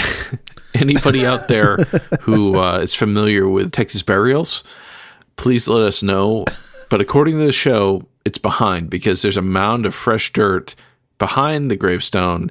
And Chuck Norris does this kind of ceremony where he's like, here's the feather of the eagle, so you will be strong. And then he puts the feather in the dirt. And then he goes, here's the feather of the owl, so you can see. Yeah. Yeah, puts the feather in there. And he also like drapes this like blanket over his shoulders too. Yeah, right? that's so you can funnel all the spirits. So this is kind of showing like his Native American spiritualism, a la his father was half Native American and being raised by Uncle Ray. So he's paying respects, and then he's pretty much like, and now I'm going to avenge you. Yeah, this is when the music kicks in too, right? This is where it's like go time, that part of the movie where it's like saving the day. Yeah, exactly. We next see the police mobilizing at the bank where they think the attack's going to happen. Walker's having people stationed undercover, and the bank manager's like, he's not going to shoot anybody, is he? And Walker's like, oh no, he's just here to protect you, that kind of thing. And then he leaves, and Walker decides to go on the opposite side of town where the 4 banks are, where he thinks the heist is going to happen. Yeah. But he leaves Trevette over with the police chief so that Trevette can let him know what happens, essentially, right? Yeah. And did you notice the array of different kinds of cop cars? They were all like unmarked. I didn't. I don't know if this is like just a budget thing, but I saw a few Toyota Camrys, Ford Tauruses, and Nice. at least one Chevy Lumina, all unmarked with a little, rooftop light. Undercover. Were they undercover? Because there was one marked Fort Worth Cruiser that had like the logo looked like it was like printed out on a dot matrix printer and taped to the side of the car. Yeah. Walker, I guess, like helped them get set up over there and then left. Yeah, I think he went back to the 4 banks. And he's sitting there. I'm sure he doesn't hope his hunch is right, but then he runs in a CD. CD kind of knew what his hunch was, and Walker's like, what are you doing here? And he's like, man, you can't stop me from doing a deposit over here. This is actually my bank. Yeah. I'm like, CD, you rascal. Yeah. Just injecting himself into the plot. Right. What happens is Orson Wade is like, okay, we've got everything timed up on wristwatches. Everything has to go down at the exact time for this to work. He's like, it's go time. And he's sitting like in a cowboy hat in some sketchy van. He's like, go. And they had actually sent in one of those horsefly ashtrays to one of the bank managers at the bank where it has the largest pickup on that day where all the police are stationed out. He sets that ashtray bomb off, and the police chief and all the police there, he's like, see, it is happening here. Yeah. All police cruisers over to this area now. And so they move over to that side of town. They don't know it's a diversion. Yeah. And Walker's correct. They are going to crash all 4 banks on the other side of town. All these ambulances pull up with their lights on, and 12 people all get out in EMT uniforms with machine guns and run into the banks. Right. As predicted by Trevette. Right. So this begs the question, why even wear a disguise if you're going to be running around with a machine gun? Yeah, yeah. Well, no, when you get pulled over later, though, it's like, we're just at that point, they already know that they're disguised because they were running around with machine guns. So maybe if they get pulled over on the way there. Yeah, maybe. But then they have to provide like proof of ID, and okay, never mind. But they've got their lights on, so they're just It's true. Whatever. It's true. And JJ's job is to drive a giant truck that's pouring water on the ground. Yeah. Remember when Mignon was talking about exploding a water truck? Yeah. She said that in our interview. Maybe they blew up a water truck, or maybe that's supposed to be gasoline. I can't tell. It is a water truck. It definitely was, like that truck's used to like dump water over country roads to keep them from being too dusty. But I was wondering if it was pouring like oil on the ground, or like what was the point of it? Yeah, the way they framed the shots made it look like it was like, is this going to blow up like a second time? Like really go up? Right. But no, it was just water. Right. Yeah. I was hoping it was gasoline. Yeah. Oh, same. Yeah. Yeah. So he's driving around in that, and these other guys in machine guns are running into the banks and starting to hold them up. And Walker and CD, they try to go all out. And CD almost immediately gets shot in a gunfight and is more or less down for the count out on the street. And Walker, he one Riot, one Rangers this thing. He one-man armies the entire situation. He goes into the banks and just start taking people out with a shotgun. Super reckless. Oh yeah, there's people everywhere. He's just right. My favorite part is these 2 goons. They keep running away from him, and they decide to run into the safe. And so he just closes. He just closes the safe door and locks it on him. But yeah, he's basically taking everyone out until backup arrives, and backup does finally arrive. They blow up the water truck, and I'm like, did they actually put oil down? Are the cars going to all crash into each other? Like, what's happening? Yeah. But I think he was just sprinkling water everywhere. The truck itself was like a block, like a roadblock. So I think that was part of it. Yeah. Okay. Yeah, it did serve that purpose. And then also when the other police cars finally came from the other location and made it to the actual heist, they started peeling out in the water. Yeah, they're spinning around, but it didn't really have an effect on anything. Well, it gave them an excuse to do car tricks. Yeah, it did look pretty cool. So basically everyone's kind of taken care of except for the ringleader, and Walker is in full-on tracker mode. Smoke from the blown-up water truck is kind of billowing around, and Walker looks over and zooms in on the spider on the hand, and we hear a voiceover from Uncle Ray saying, "The spider, it could kill." Walker tries to take him out, but he runs away. So Walker chases him into the local park, and Walker and Orson have a little bit of a face-off. And Orson's like, "Oh, you're Walker." And Walker's like, "Lucky guess." And Orson's like, "I hear you're the best." And Walker's like, "Why don't you come find out?" We know that Orson has already established himself as a talented fighter, but he doesn't land a single blow on Walker, does he? Yeah, this fight scene was a little disappointing, to be honest. Yeah, the culmination of like 2 hours of my life You know? Yeah, you expected at least a little more back and forth, and it was. Yeah. I mean, the Walker one-liners were great, as always. And he does the the final piece de resistance, the roundhouse kick. And this one's for Mobley. Yeah, for Mobley. Kicks him right into the fountain. Yeah, you got to land at a fountain. We don't really even get like, oh, he's put away for life, or here's why he was doing this. No, we just go straight to the rodeo. And didn't we watch this last week? Yeah. We go to the rodeo, and Walker's got a hot date. For some reason, Alex is there. They're not close, so why is she there? Well, this is them becoming close, though, isn't it? Exactly. No. Like they shared that. She's like, can I get a hug too? Or whatever. They hugged, and then she was very distant after that. She's like, no, I don't really want you in my life, but I'll go to the rodeo with you next week. Oh, doesn't she say something about like not wanting to get with cowboys? Yeah. Maybe that's because of Dalton. I think Dalton would have been after this, but maybe. Interesting. You just wanted to say Dalton. Interesting.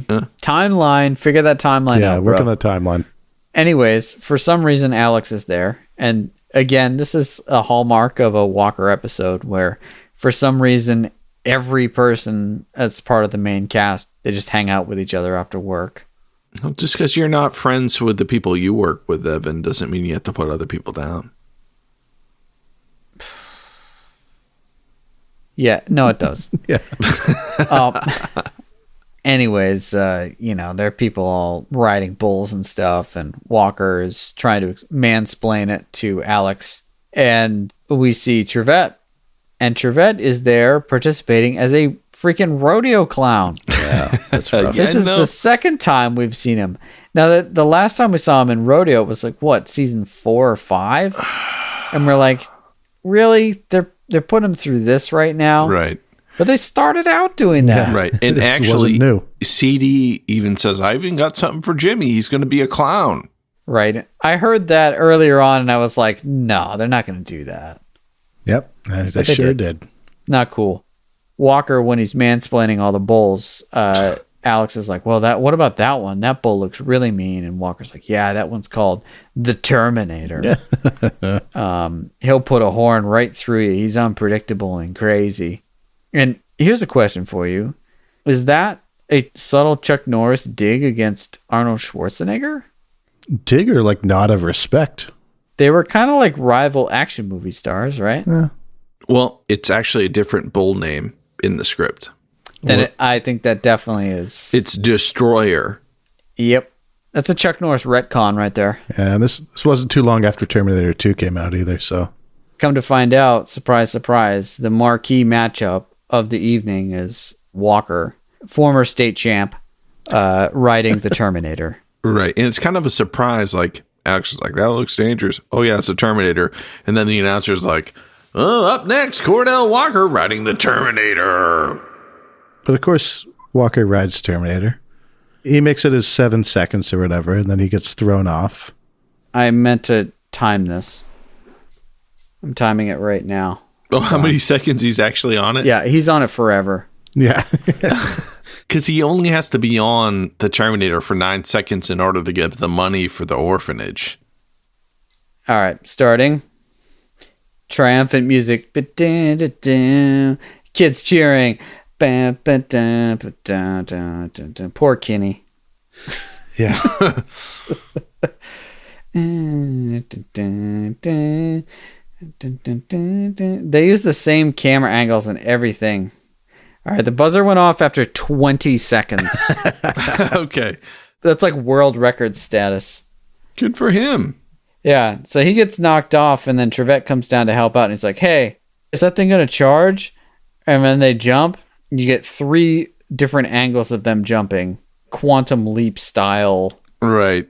They're jumping to avoid the Terminator because the Terminator turns and is going to rush at them, and they're like, whoa, so they better run. And then they dive off camera and freeze frame on the dive. And I'm going to pull up my still of the freeze frame here. Oh, wow. They couldn't even do that as they had stunt doubles for them. Yeah, stunt double for the freeze frame.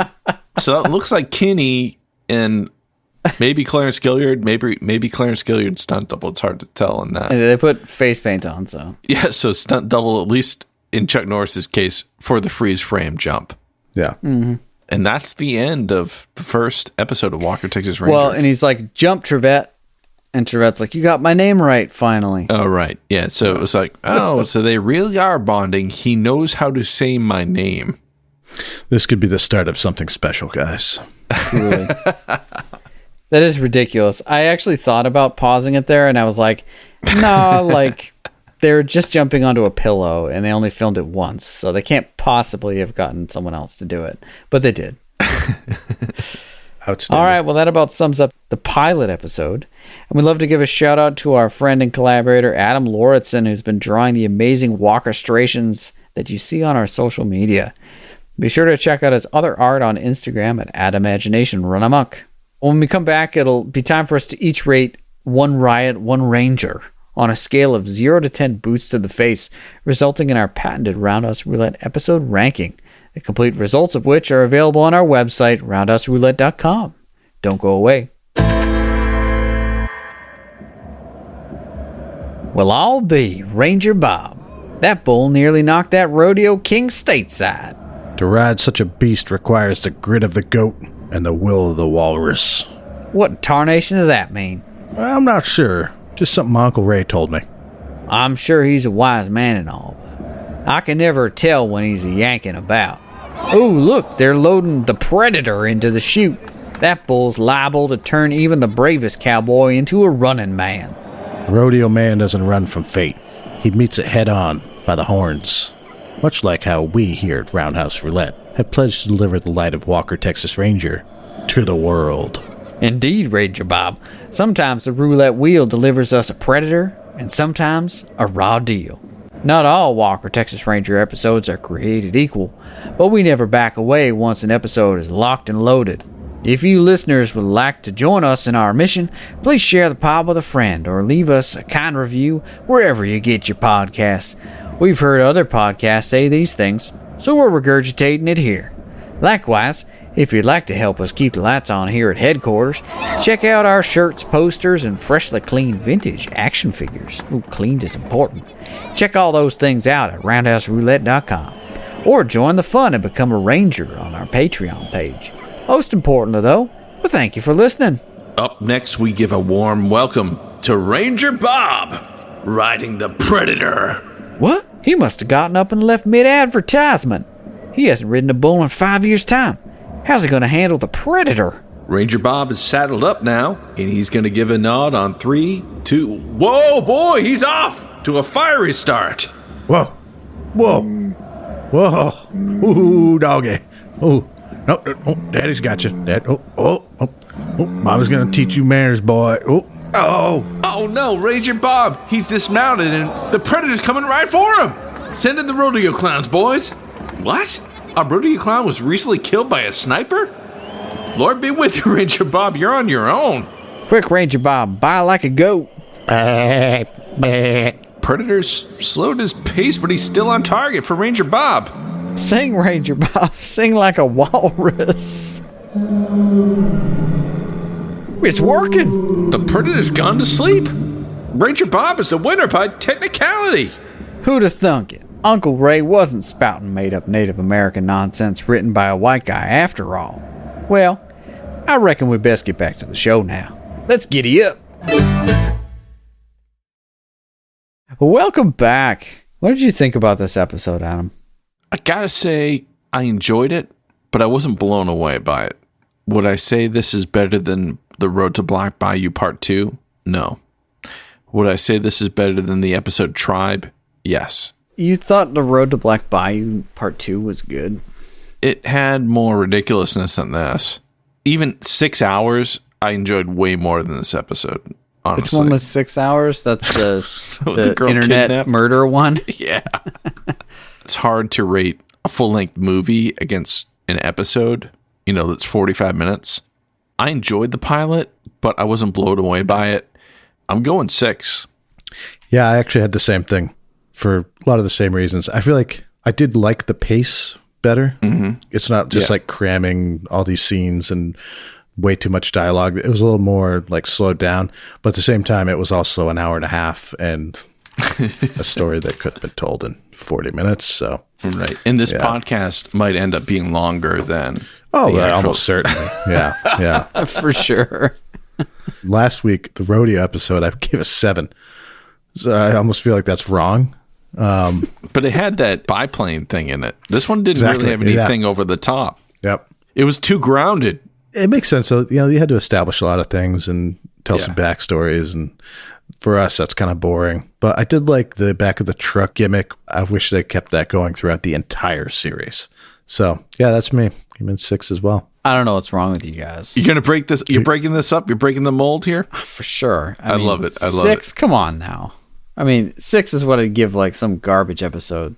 6 is like recommended to watch. It's over 5, but let's hear it, man. Justify this. Okay, so the legend grows. I mean, I understand that it's a longer than normal episode, but as far as the stats go, it's got the signature finishing roundhouse kick at the end. It's got a bunch of fights throughout the episode. It's got a vehicle chase, which is hilarious with like the best music ever. The music is amazing. It's got a ton of explosions, all caused by a plastic fly that was created by a creepy old dude in his basement. Guaranteed. The bad guy's like a complete goober. Yeah, but they didn't really give any depth to the bad guy. Do they ever give depth to the bad guy? LaRue had like 20 minutes to establish his creepiness.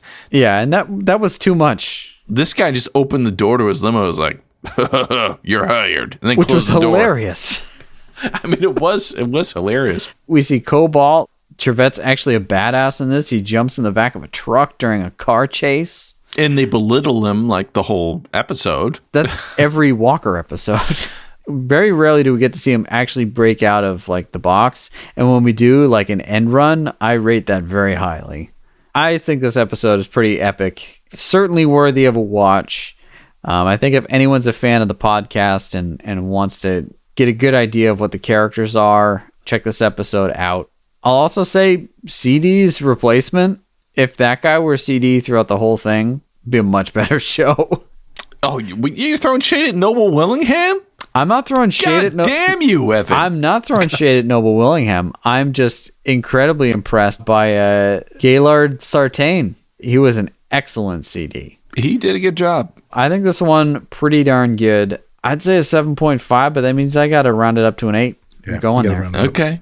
So maybe the best part about having the script was the description of Trevette coming out of the pool like Poseidon. That was pretty tasty, yeah. But I will also say that the script reveals CD's name. Never thought in my life what CD stand for. And I don't think we hear it in the show. Charlie Daniels. What do you think it is, Charlie Daniels? That's my guess, yeah. It's in there a few times, but Walker says, "Chester David, you're on borrowed time." I don't know. I don't know if I like it. Chester David Parker. You've heard it here first, maybe? Chester. That tracks. Yeah. Excellent. Well, that gives this episode a Roundhouse rating of 6.666 boost to the face. You know, this podcast wasn't long enough, so I thought that maybe we could go back into that periodical time machine and maybe see what the reviews at the time were saying about the show. This first one comes from Entertainment Weekly, October 22nd, 1993. So that's like months after this premiered. It's like 6 months after. If I were 10 years old, I'm sure I'd love Walker, Texas Ranger. A throwback to gun-toting, fists-flying TV westerns of the 60s, whose surprise summer replacement success has landed the series a regular fall spot. Oh, this is after it got picked up, probably, right? Otherwise, he would have ignored it. Walker is a stoic, wise guy, a modern-day law officer who never neglects an opportunity to break a violent suspect's kneecap. This sort of harmless escapist fare is the kind of thing some members of the Senate are deploying in their uninformed campaign against TV mayhem. Let them sob along with sisters and recite the Miranda rights with the commish. If ever forced to watch TV on Saturdays at 10, I'll be alongside Walker kickboxing. I'm just throwing it out there. Don't remember a TV show called The Commish. Very vaguely recall that. And I definitely don't recall a TV show called Sisters.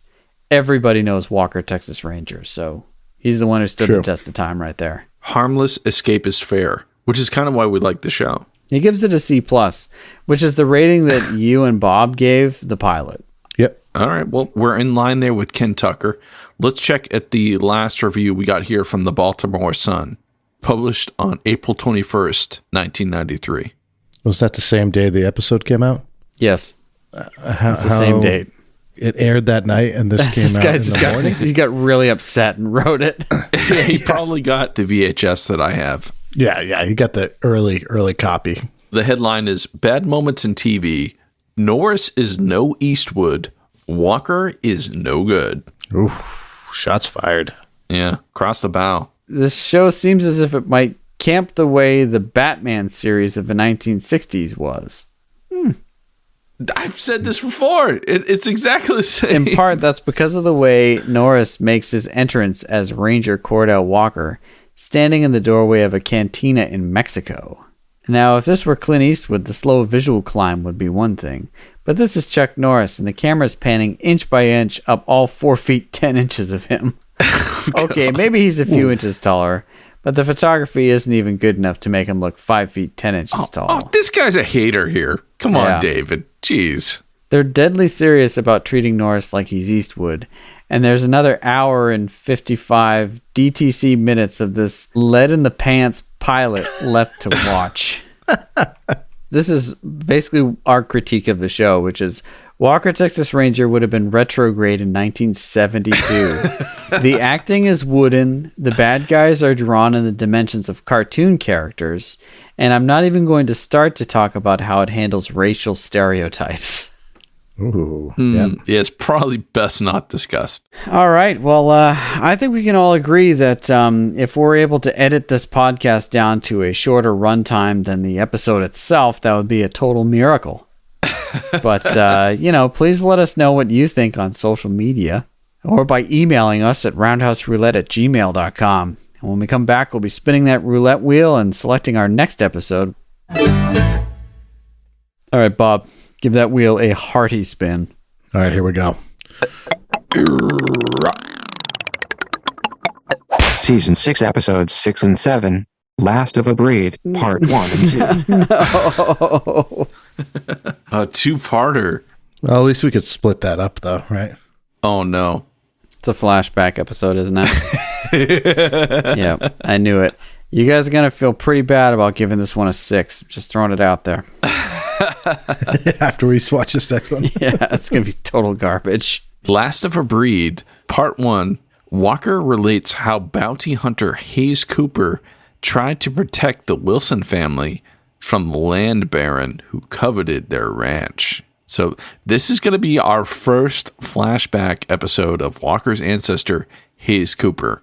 I'm kind of amazed we haven't hit one of these yet. Yeah, my impression is that there are way too many of them. I remember not liking them, and I'm hoping I'm proved wrong. We'll find out. I'm going to keep an open mind. Yeah. I'm not. All right. Well, we hope you'll join us next time when we share our reactions to Season 6, Episode 6, Last of a Breed, Part 1. In the meantime, share your opinions with us on Facebook and on Instagram at Roundhouse Roulette and on Twitter at Roundhouse Pod. Thank you so much for listening, and until next time, may the eyes of the Ranger be upon you. When you're in Texas, look behind you. Oh, 'cause that's where the Ranger's gonna be.